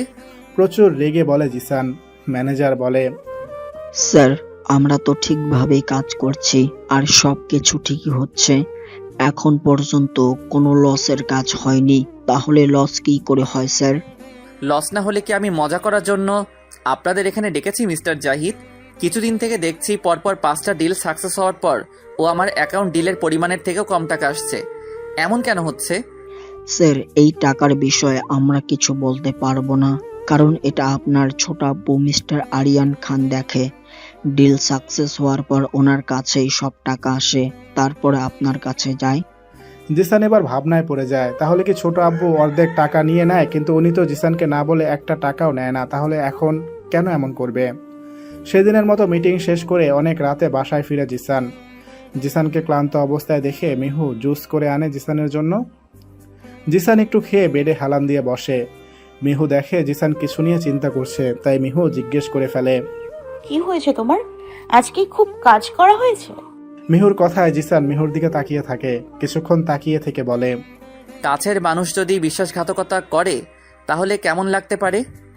জিসানের এহেম কথায় ভীষণভাবে ভরকে যায় মিহু। মুখ গলা শুকিয়ে যায়, চেহারার রং পাল্টে যায়। মিহু কি বলবে বুঝতে পারছে না, ভয়ে কাঁপছে শুধু। তবুও কাঁপা কাঁপা গলায় বলে, কে বিশ্বাসঘাতকতা করলো? ছোট আব্বু? জিসানের মুখে ছোট আব্বুর কথা শুনে স্বস্তির নিঃশ্বাস ফেলে মিহু। তারপরে জিসানের কাছে গিয়ে বলে, কি করেছেন উনি? ছোট আব্বুর যদি টাকার এত প্রয়োজন ছিল তাহলে আমাকে বলে নিতে পারত। এতদিন তো তাই করে এসেছে, আমাকে বলে নিয়েছে, কিন্তু এখন কেন এমন করলো? আমার কাছে চাইলে কি আমি দিতাম না? আমার যা সেটা তো তারও। মিহু বুঝতে পারলো ব্যাপারটা, যে জিসান অর্ধেক সত্যিটা জেনেছে, এখনো বেশি জানতে পারেনি। এখনই সুযোগ জিসানকে সব খুলে বলার, তার ছোট্ট আব্বুর মুখোশ খুলে ফেলার। এখন জিসান সবকিছু বিশ্বাস করছে, আর বিশ্বাস করবে নাই বা কেন? মিহুর কাছে যথেষ্ট প্রমাণ আছে আরিয়ান খানের আসল রূপ বের করার জন্য। মিহু চট করেই বলে ফেলল, আপনার ছোট আব্বু এখন কোথায় আছে? তোমাকে তো আগেই বলেছি, সুইডেনে গেছে। আদৌ কি উনি সুইডেনে গেছে? তার খবর কি রাখেন আপনি? একটা কথা মনে রাখবেন, ভালো মানুষের মুখোশ পরে থাকলেই সে ভালো মানুষ হয় না। যাচাই করে দেখুন উনি সুইডেনে নেই, আর এটাও খবর নিয়ে দেখুন আপনার সুইডেনে কোনো কোম্পানি আছে কিনা। মিহুর কথায় অবাক হয়ে তাকিয়ে থাকে জিসান মিহুর মুখের দিকে। সঙ্গে সঙ্গে ল্যাপটপটা নিয়ে কি যেন করতে লাগে জিসান। এক এক করে সব খবর নিচ্ছে জিসান। বেশ কিছুক্ষণ পরে জিসান অনেক বেশি রেগে যায়, কারণ সব খবর সে পেয়েছে। এত আরিয়ান খান যা যা করেছে সব জানতে পেরেছে। জিসানের কাছে আরিয়ানের সব খবর জানা বা হাতের খেল, কিন্তু জিসান আরিয়ান খানকে এতই বিশ্বাস করত যে তার দিকে কখনো নজরই রাখেনি। আর জিসানের এই বিশ্বাসটাই কাজে লাগিয়েছে আরিয়ান খান।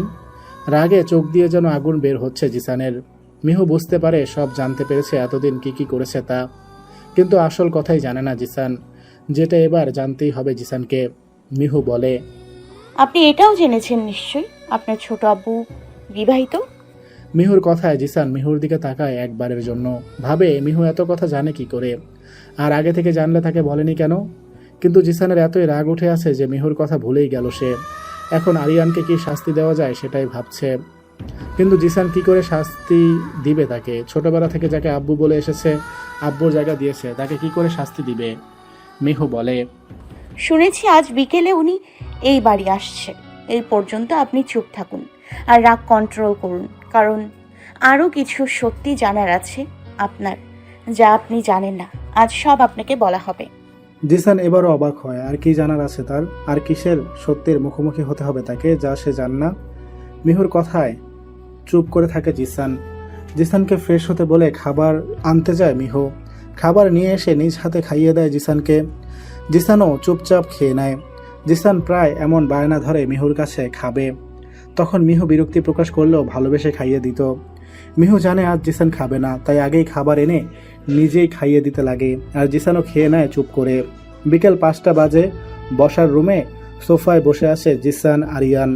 জিসানের পাশে দাঁড়িয়ে আছে মিহু, আরেকটা সোফায় বসে আছে মাহিরা খান, তার পাশে দাঁড়িয়ে আছে ডালি। আরিয়ান খান বলে জিসানকে, বাবাই এখানে সাইন করে দাও। তোমার সাইন লাগবে বলেই আবার আসতে হলো আমাকে। জিসানের রাগ লাগলেও চুপ করে আছে শুধু মিহুর কথায়। মিহু বলে, এটা কিসের পেপার ছোট আব্বু?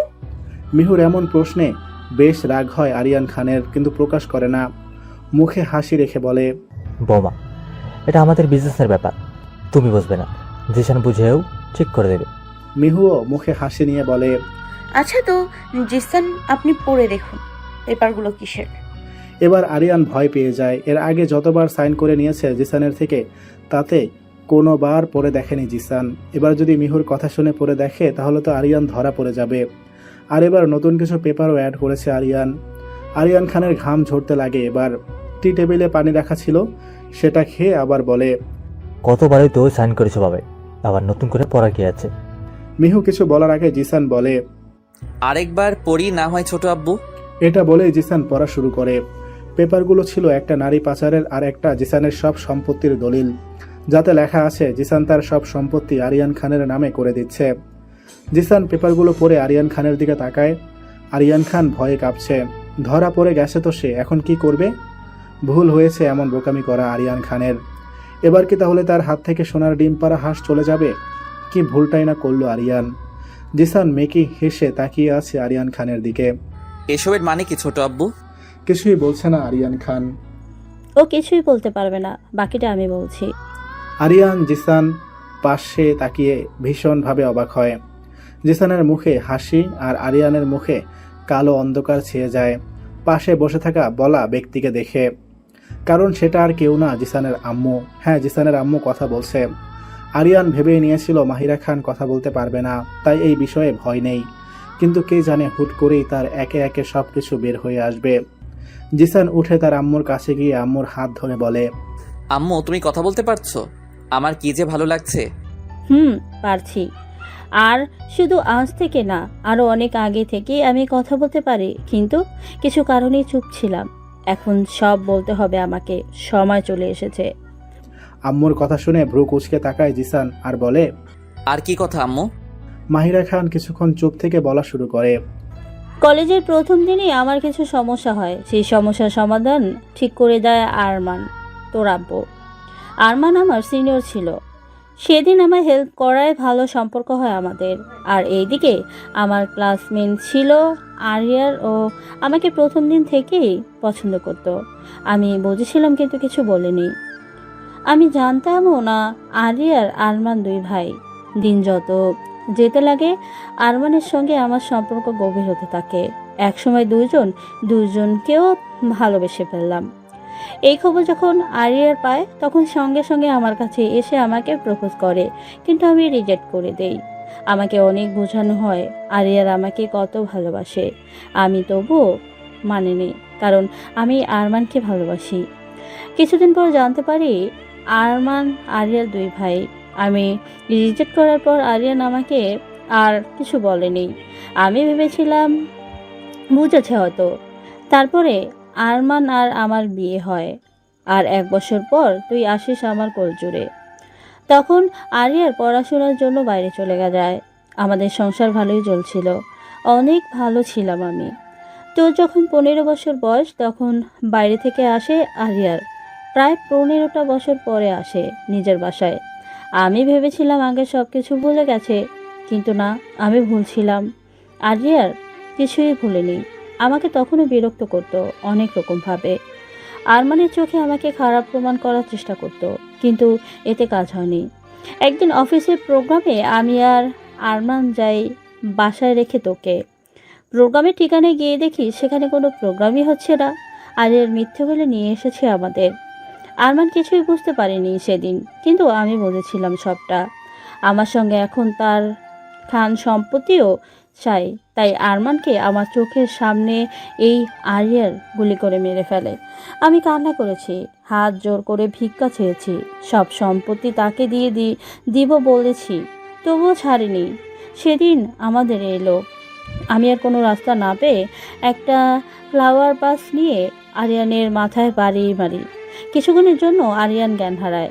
আমি জলদি করে আরমানকে নিয়ে গাড়িতে বাসার হসপিটালে নেওয়ার জন্য, কিন্তু সঙ্গে ড্রাইভার ছিল না, আর আমিও ড্রাইভ জানতাম না। তবুও সাহস করে আমি নিজেই ড্রাইভিং করতে লাগি। আর যেটার ভয় ছিল সেটাই হয়, আমাদের অ্যাক্সিডেন্ট।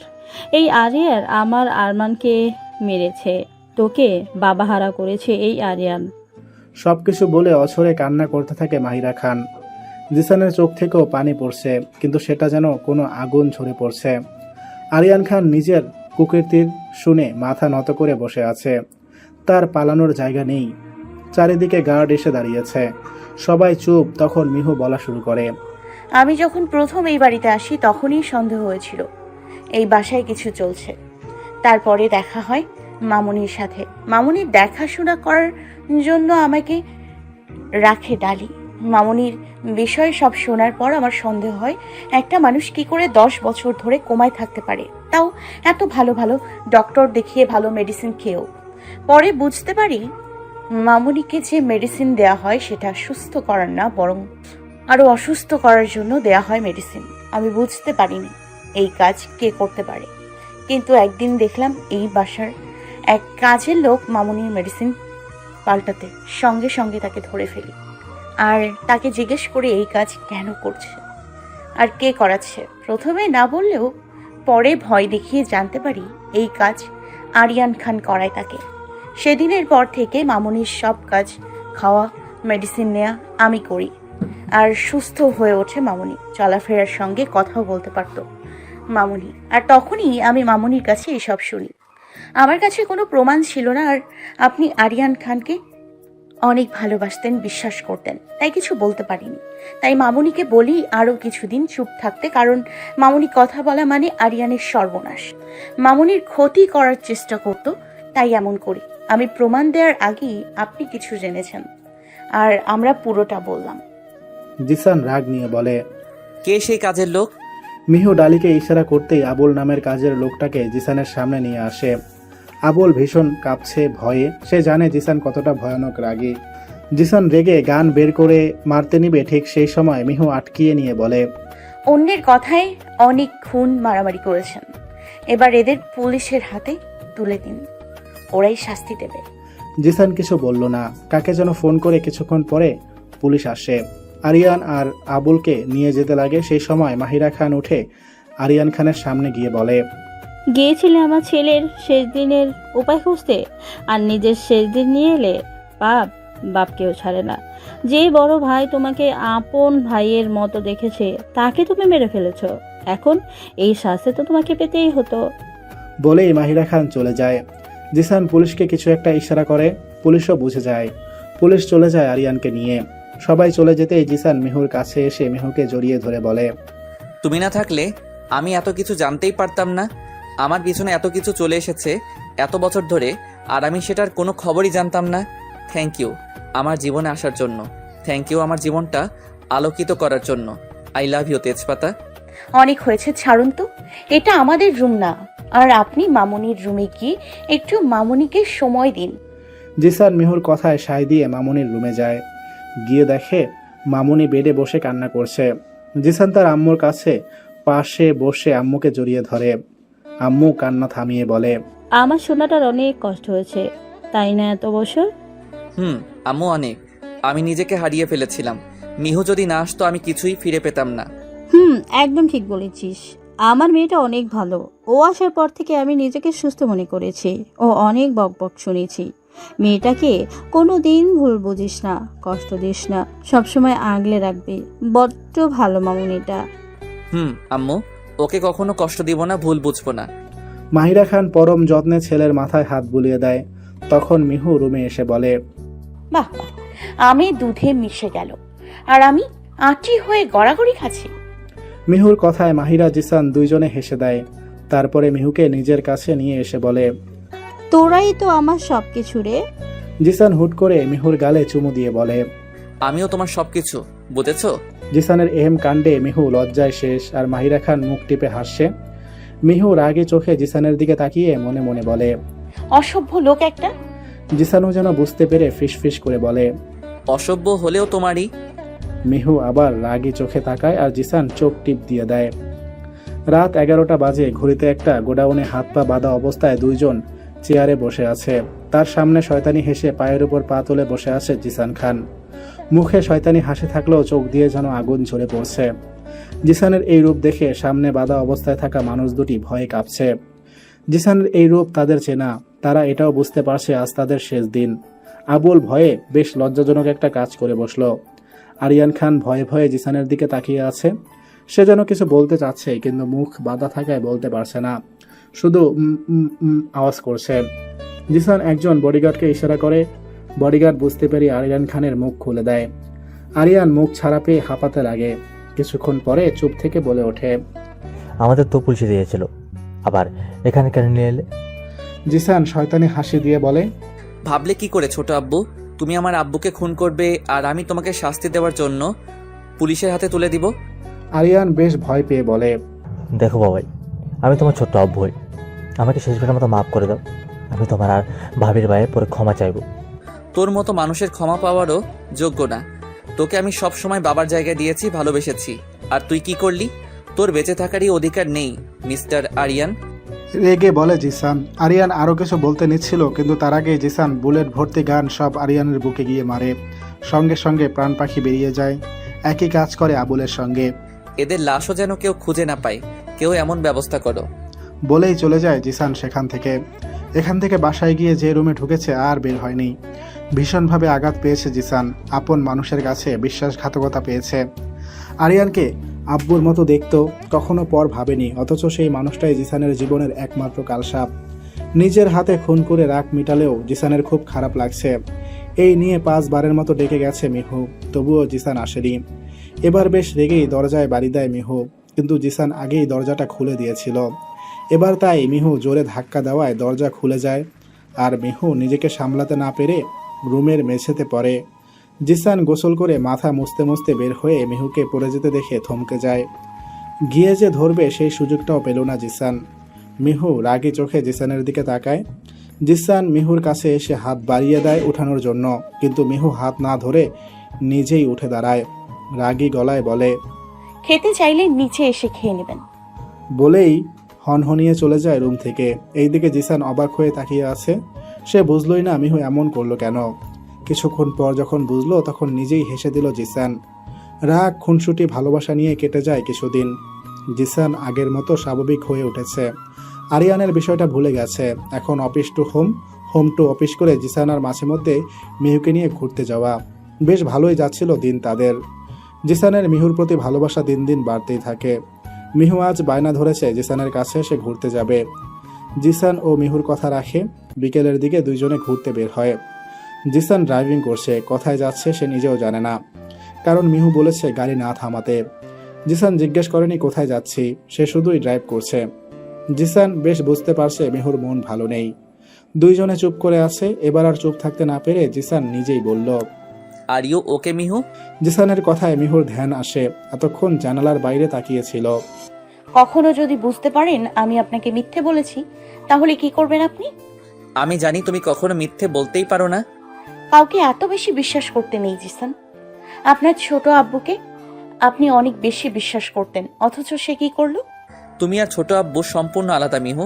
ছোট আব্বু আগে থেকে সবকিছু প্ল্যান করে সাজিয়ে রেখেছিল। আমাকে জাস্ট তার এই নোংরা খেলায় গুটি হিসেবে রেখেছিল। তারই শাস্তি ও পেয়েছে। কিন্তু তুমি আমার কাছে আলাদা। তুমি আমার সঙ্গে কখনো বিশ্বাসঘাতকতা করবে না, এটা আমি জানি। জিসানের কথা শুনে খুব কান্না পেল মিহুর, কিন্তু মিহু কান্না করলো না। জিসানের বুকে মাথা রাখলো। মিহু জিসান ও মাথায় হাত বুলিয়ে দেয়। বেশ কিছুক্ষণ পরে মিহু বলে ওঠে, শপিং মল নিয়ে চলুন, আমার কিছু কেনাকাটা আছে। জিসান কথা বাড়ালো না, শপিং মল নিয়ে গেল। জিসান মিহু শপিং মলে ঢুকতেই জিসানকে দেখে আশেপাশের লোক ভয়ে একটু জড়সড় হয়ে গেল। জিসান ব্যাপারটা খেয়াল করলো, কিন্তু কিছু বলল না। মিহুও দেখলো। তখন মিহুর মাথায় একটা প্ল্যান আসে, আর তাই করতে লাগে। মিহু জিসানের হাত ধরে টেনে নিয়ে যায়। আচমকা এমন করায় জিসান অবাক হয়, আর আশেপাশের মানুষও হাঁ করে তাকিয়ে আছে। তারা হয়তো ভাবছে এত বড় মাফিয়াকে এমন টেনে নিয়ে যাচ্ছে। মিহু একের পর এক শপিং করেই যাচ্ছে, আর সব জিসানের হাতে দিচ্ছে। জিসান আশেপাশে তাকিয়ে দেখে সবাই ওদের দিকে তাকিয়ে আছে। জিসান বুঝতে পারছে না মিহু করছেটা কি। একের পর এক শপিং ব্যাগ জিসানের হাতে। জিসান ঠিকভাবে হাঁটতেও পারছে না। এবার আসে পাশের লোকজন ভয় না পেয়ে মিটিমিটি হেসে যাচ্ছে। জিসান সেটা বুঝতে পেরে চোখ রাঙিয়ে তাকায়, আর সবাই নিজের কাজে লেগে যায়। এতক্ষণে সবাই বুঝতে পেরে গেছে এই রাগী মাফিয়ার ওপরেও কেউ আছে, আর সেটা হলো মাফিয়া জিসানের বউ। সব শপিং শেষ করে বাসায় ফিরে তারা। জিসান রুমে এসে ঠাস করে বেডে পড়ে যায়। অনেক ক্লান্ত সে। মিহু ফ্রেশ হয়ে আসে। তারপর জিসান যায়। জিসান ফ্রেশ হয়ে এসে দেখে শপিং ব্যাগগুলি আলমারিতে তুলছে মিহু। জিসান মিহুর পিছনে গিয়ে জড়িয়ে ধরে বলে, আজ পাবলিকে বুঝিয়ে দিলে তো কলকাতার মাফিয়া ও একজনের কথায় উঠে বসে। হ্যাঁ দিলাম। কেন সবাই আপনাকে ভয় পাবে? আপনি মাফিয়া ছেড়ে দেবেন, সবাই আপনাকে দেখে ভয় না, যাতে সম্মান করে। বুঝলাম ম্যাডাম। আচ্ছা আমি সব ছেড়ে দিব শুধু তোমার জন্য। ভালোবাসি বউ পাখিটা। কিছুদিন স্বাভাবিক দিন কাটার পর হুট করে একদিন জিসান বাসায় ফিরে মিহুকে দেখতে পায় না। এদিক সেদিক খুঁজে তবুও পায় না। বাড়ির কাজের লোক মাহিরা খান সবাইকে জিজ্ঞেস করে তাদের একটাই কথা, সকালে বের হয়েছিল, এখনো ফেরেনি। জিসানের রাগ বেড়ে যায়। সকালে বের হয়েছে আর এখন রাত 8টা বাজে, বাড়ি ফিরেনি। আর জিসানকে কিছুই বলা হয়নি। কাজের লোকদের বকাবকি করতে লাগে জিসান। মিহুর নাম্বারে ফোন লাগায় বারবার, কিন্তু মিহুর ফোন বন্ধ। মিহু সকাল থেকে নিখোঁজ, যেন মাহিরা খানের কোনো হেলদোল দেখতে পেল না কেউ। জিসানের অবস্থা পাগলের মতো। রেগে বাসায় জিনিসপত্র ছুঁড়ে মারছে। ফোন করে বডিগার্ড, পুলিশ সবাইকে মিহুর খুঁজে লাগিয়ে দেয়। জিসান নিজেও বেরিয়ে যায় মিহুর খোঁজে। পাগলের মতো খুঁজে চলেছে জিসান মিহুকে, কিন্তু কোথাও পায় না। হুট করে জিসানের মনে হলো মিহু তার মামার বাসায় যায়নি তো আবার। কিন্তু জিসান তো মিহুর মামার বাসার ঠিকানা জানে না। মিহু বলেনি কখনো, আর জিসান জানতেও চায়নি। রাগে গাড়িতে এক লাথি দেয় জিসান। নিচে রাস্তায় বসে পড়ে কান্না করে জিসান, আর নিজে নিজে বলে, কোথায় গেলে মিহু? প্লিজ ফিরে এসো, তোমাকে ছাড়া আমি থাকতে পারবো না। Please come back. বেশ কিছুক্ষণ কান্না করে জিসান ভাবতে লাগে আর কে তার শত্রু আছে, আর কে এমন আছে যে জিসানের খারাপ চায়। জিসান মনে করতে পারছে না এমন কে আছে। মাফিয়াতে কাজ করে তো কম শত্রু তৈরি হয়নি তার। কাকে ধরবে সে? খুব অসহায় লাগছে জিসানের, নিজেকে হারিয়ে ফেললো না তো তার তেজপাতাকে? কি করে থাকবে মিহুকে ছাড়া জিসান? পরের দিন সকাল 10টা, ডালি জিসানের রুমে এসে জিসানকে ডাক দিয়ে বলে, স্যার মিউ এসেছে, উঠুন। জিসান ধরফরিয়ে উঠে বসে। কাল রাতে কান্না করতে করতে রাস্তায় জ্ঞান হারিয়েছিল জিসান। সঙ্গে থাকা কিছু বডিগার্ড জিসানকে বাসায় নিয়ে আসে। জিসান রুম থেকে বেরিয়ে তাড়াতাড়ি নিচে নেমে আসে। নিচে এসে দেখে মিহু দাঁড়িয়ে আছে। জিসান ছুটে গিয়ে মিহুকে জড়িয়ে ধরে আর বলে, কোথায় চলে গিয়েছিলে তুমি? তুমি জানো আমি তোমাকে কত খুঁজেছি? আমার প্রাণ বেরিয়ে যাচ্ছিল তোমাকে না পেয়ে। এমন কেন করলে? আমাকে না বলে বাসায় গেলে কেন? তুমি জানো না তুমি দূরে গেলে আমার কতটা কষ্ট লাগে? আমি কাল একবারের জন্য ভেবেই নিয়েছিলাম আমি তোমাকে হারিয়ে ফেলেছি। ভালোবাসি বউ পাখি, এমন আর করো না প্লিজ। মিহু জিসানকে এক ধাক্কায় দূরে সরিয়ে দেয়। জিসান কিছুটা দূরে সরে যায়, অবাক হয়ে মিহুর দিকে তাকায়। এবার জিসান খেয়াল করে মিহুকে। আগের মতো শাড়ি সালোয়ার পরে নেই মিহু। মিহুর পরনে কালো জিন্স, সাদা শার্ট পরা।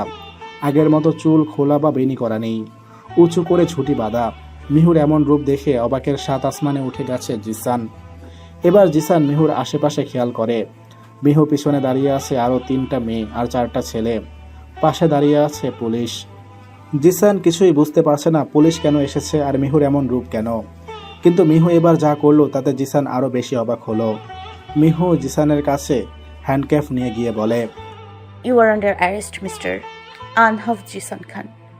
জিসান অবাক হয়ে বলে, মিহু তুমি? জিসানকে থামিয়ে, পিএ ওরফে প্রাচী আররা। মিহু জিসানের চোখের দিকে তাকিয়ে বলে। জিসান যেন এবার নিজেই একটু ধাক্কা খায়। এতদিন যার খোঁজ চারদিকে লোক লাগিয়েও কেউ দিতে পারেনি, সে কিনা তার বাসায় তারই বউ। জিসান বলে, তুমি মজা করছো তাই না? আমি জানি তুমি সে না, তুমি আমার মিহু, আমার বউ। তুমি আমাকে ভালোবাসো। ওহ শাট আপ মিস্টার জিসান খান, বোকার মতো কথা বলবেন না। আমি আপনাকে ভালো কখনোই বাসিনি। আমি জাস্ট আমার কাজের জন্য আপনাকে ব্যবহার করেছি। মিথ্যে বলছো তুমি, আমি এসব বিশ্বাস করি না। তুমি চাও তো আমি ভালো হয়ে যাই? হ্যাঁ আমি ভালো হয়ে যাব, সব কিছু ছেড়ে দিব, পুলিশের কাছে নিজে গিয়ে স্যালেন্ডার করব। তবুও প্লিজ তুমি এসব বলো না। আমি তোমাকে বিশ্বাস করি, আমার বিশ্বাস ভেঙে দিও না প্লিজ। এই আপনি মাফিয়া? আপনার ব্যাপারে যা শুনেছিলাম আপনাকে ধরা নাকি অসম্ভব। দেখুন আমি সম্ভব করে দিলাম। আপনার বাসায় আপনার খেয়ে আপনারই বিরুদ্ধে প্রমাণ জোগাড় করলাম। তারিফ তো করতেই হয় আমার, তাই না? অবশ্য এই কাজ সাকসেসের জন্য আমাকে গোয়েন্দা টিমের হেড বানানো হবে। ডালি বলে, তার মানে তুমি প্ল্যান করে এই বাসায় এসেছো মিহু? হ্যাঁ প্ল্যান করে এসছি। আমি অনাথ না, আমার আব্বু আম্মু আছে, মামা মামিও আছে, কিন্তু তারা এত খারাপ না যে আমাকে বুড়োর সঙ্গে বিয়ে দেবে। ছোট থেকেই গোয়েন্দা হওয়ার আমার খুব ইচ্ছা, আর বড় হয়েও হয়ে গেলাম। জিসান মাফিয়ার নাম অনেক শুনেছি, তাই আমার প্রথম কেস জিসান খানকে দিয়ে শুরু করি। প্রথমে ভেবেছিলাম জিসান খানের কাছে আসতে আমাকে অনেক কাঠ খড় পোহাতে হবে, কিন্তু সেদিন যখন আমাকে তার বাসায় নিয়ে এলো তখন তো আমার জন্য মেঘ না চাইতে জল পাওয়ার মতো অবস্থা ছিল। তখন থেকেই এই বাসায় থাকি আর এই বাসার মালিকের বিরুদ্ধে প্রমাণ খুঁজতে লাগি। একসময় বুঝতে পারি জিসান খান মিহু মানে আমার প্রতি দুর্বল। যদিও আমি প্রথমে চাইনি যে জিসান আমার প্রতি দুর্বল হোক, কারণ আমি তার মন নিয়ে খেলতে চাইনি তাই। কিন্তু পরে ভেবে দেখলাম জিসানের সঙ্গে প্রেমের নাটক করলে আরও কিছু তথ্য জানা যাবে সহজে, তাই আমি সায় দিলাম। কিন্তু এই জিসান খুব ফার্স্ট আমাকে বিয়ে করে নিল। তারপরে একে একে সব প্রমাণ বের করি। যদিও ওই গেমের লিডার ছিল আরিয়ান খান, জিসান খান মাত্র গুটি, তাই আরিয়ান খানকেই আগে ধরলাম। কিন্তু এই জিসানকে আমি বলেছিলাম আরিয়ান খানকে পুলিশের হাতে তুলে দিতে, কিন্তু না, উনি নিজেই শাস্তি দেবে। আবার 2টো খুন করে জিসান, তার ভিডিও ফটো আছে আমাদের কাছে। মিহু কথা শেষ করতেই জিসান এবার রেগে এসে মিহুর গলা টিপে ধরে বলে, বিশ্বাসঘাতক, তুইও আমার সঙ্গে বিশ্বাসঘাতকতা করলি। তুই যদি আমাকে এসে বলতেই পুলিশের হাতে স্যালেন্ডার হতে, আমি হাসি মুখে হয়ে যেতাম। তুই জানিসও না এই জিসান, এই খারাপ লোক তোকে কতটা ভালোবাসে, আর তুই তোর ভালোবাসাকে নিয়ে এভাবে খেললি। মিহু জিসানকে ছাড়িয়ে বলে, আপনি নিজে থেকে মাফিয়া দলে যোগ না দিলেও আপনি অন্যায় করেছেন। যেটা পুলিশের কাজ সেটা আপনি নিজে করেছেন, শত শত খুন করেছেন। এটার জন্য আপনাকে শাস্তি পেতে হবে। জিসান আর কিছুই বলে না, চুপ করে দাঁড়িয়ে থাকে। মিহু পুলিশকে ইশারায় বুঝিয়ে দেয় জিসানকে নিয়ে যেতে। পুলিশ জিসানকে ধরবে তার আগে জিসান ডালির কাছে গিয়ে বলে, আম্মুর খেয়াল রেখো, আমি খুব তাড়াতাড়ি ফিরবো। এই বলে জিসান মিহুর কাছে আসে আর মিহুকে বলে, এই বিশ্বাসঘাতকতার ফল তোমাকে পেতেই হবে miss Mihu, oops sorry Mrs Prachi Arora. জিসানের সঙ্গে ভালোবাসার নাটক করার ফল তোমাকে পেতে হবে। বাট একটা কথা বুঝলাম না, ভালোবাসা নাটকের খেলায় এতই মত ছিলে যে একটা আসামির সঙ্গে শুয়েও পড়লে। ব্যাপারটা মজার তো। মিহু রেগে মুখ ফিরিয়ে নেয় জিসানের থেকে। জিসান মিহুর মুখ ধরে আবার জিসানের সামনে এনে বলে, এখন আমি যাচ্ছি, তবে আমি খুব জলদি আসবো ফিরে। আমাকে আটকে রাখা এত সোজা না। এটা মাফিয়ার থেকে পুরো কলকাতা তো মুক্তি পাবে, কিন্তু তুমি আমার কাছ থেকে মুক্তি পাবে না, চরম শাস্তি পাবে তুমি। আবার দেখা হবে, আল্লাহ হাফেজ। এই বলে জিসান পুলিশের সঙ্গে চলে যায়। মিহু আর নিজেকে শক্ত রাখতে না পেরে ছুটে যায় মাহিরা খানের রুমে। সেখানে গিয়ে মাহিরা খানকে জড়িয়ে ধরে হাউমাউ করে কেঁদে দেয় মিহু। মাহিরা খান কিছুই বলে না, শুধু মিহুর মাথায় হাত বুলিয়ে দেয়। সে সবটাই জানে আগে থেকে, আর এটাও বুঝে তার ছেলে ইচ্ছে করে হোক আর অনিচ্ছায় হোক অনেক পাপ করেছে, তার শাস্তি পাওয়া জরুরি। জিসান হয়তো তার ছোট আব্বুর কথায় মাফিয়া জগতে এসেছে, কিন্তু খুন সে নিজেই করেছে অনেক মানুষের। হয়তো তারা ভালো মানুষ ছিল না, কিন্তু তাদের শাস্তির জন্য পুলিশ ছিল। পুলিশের হাতে না দিয়ে জিসান নিজেই মেরে ফেলেছে তাদের। কাউকে খুন করার অধিকার জিসানের নেই, এমনকি কারোর নেই। মিহু জিসানকে ভালোবাসে, কিন্তু মিহু একজন গোয়েন্দা টিমের মেম্বার। ওর ডিউটি ছিল এটা, জিসানকে ধরিয়ে দেওয়া পুলিশের কাছে। ও সেটাই করেছে। যে কোনো পাপের শাস্তি হবেই, হোক সেটা বড় বা ছোট। সমাপ্ত।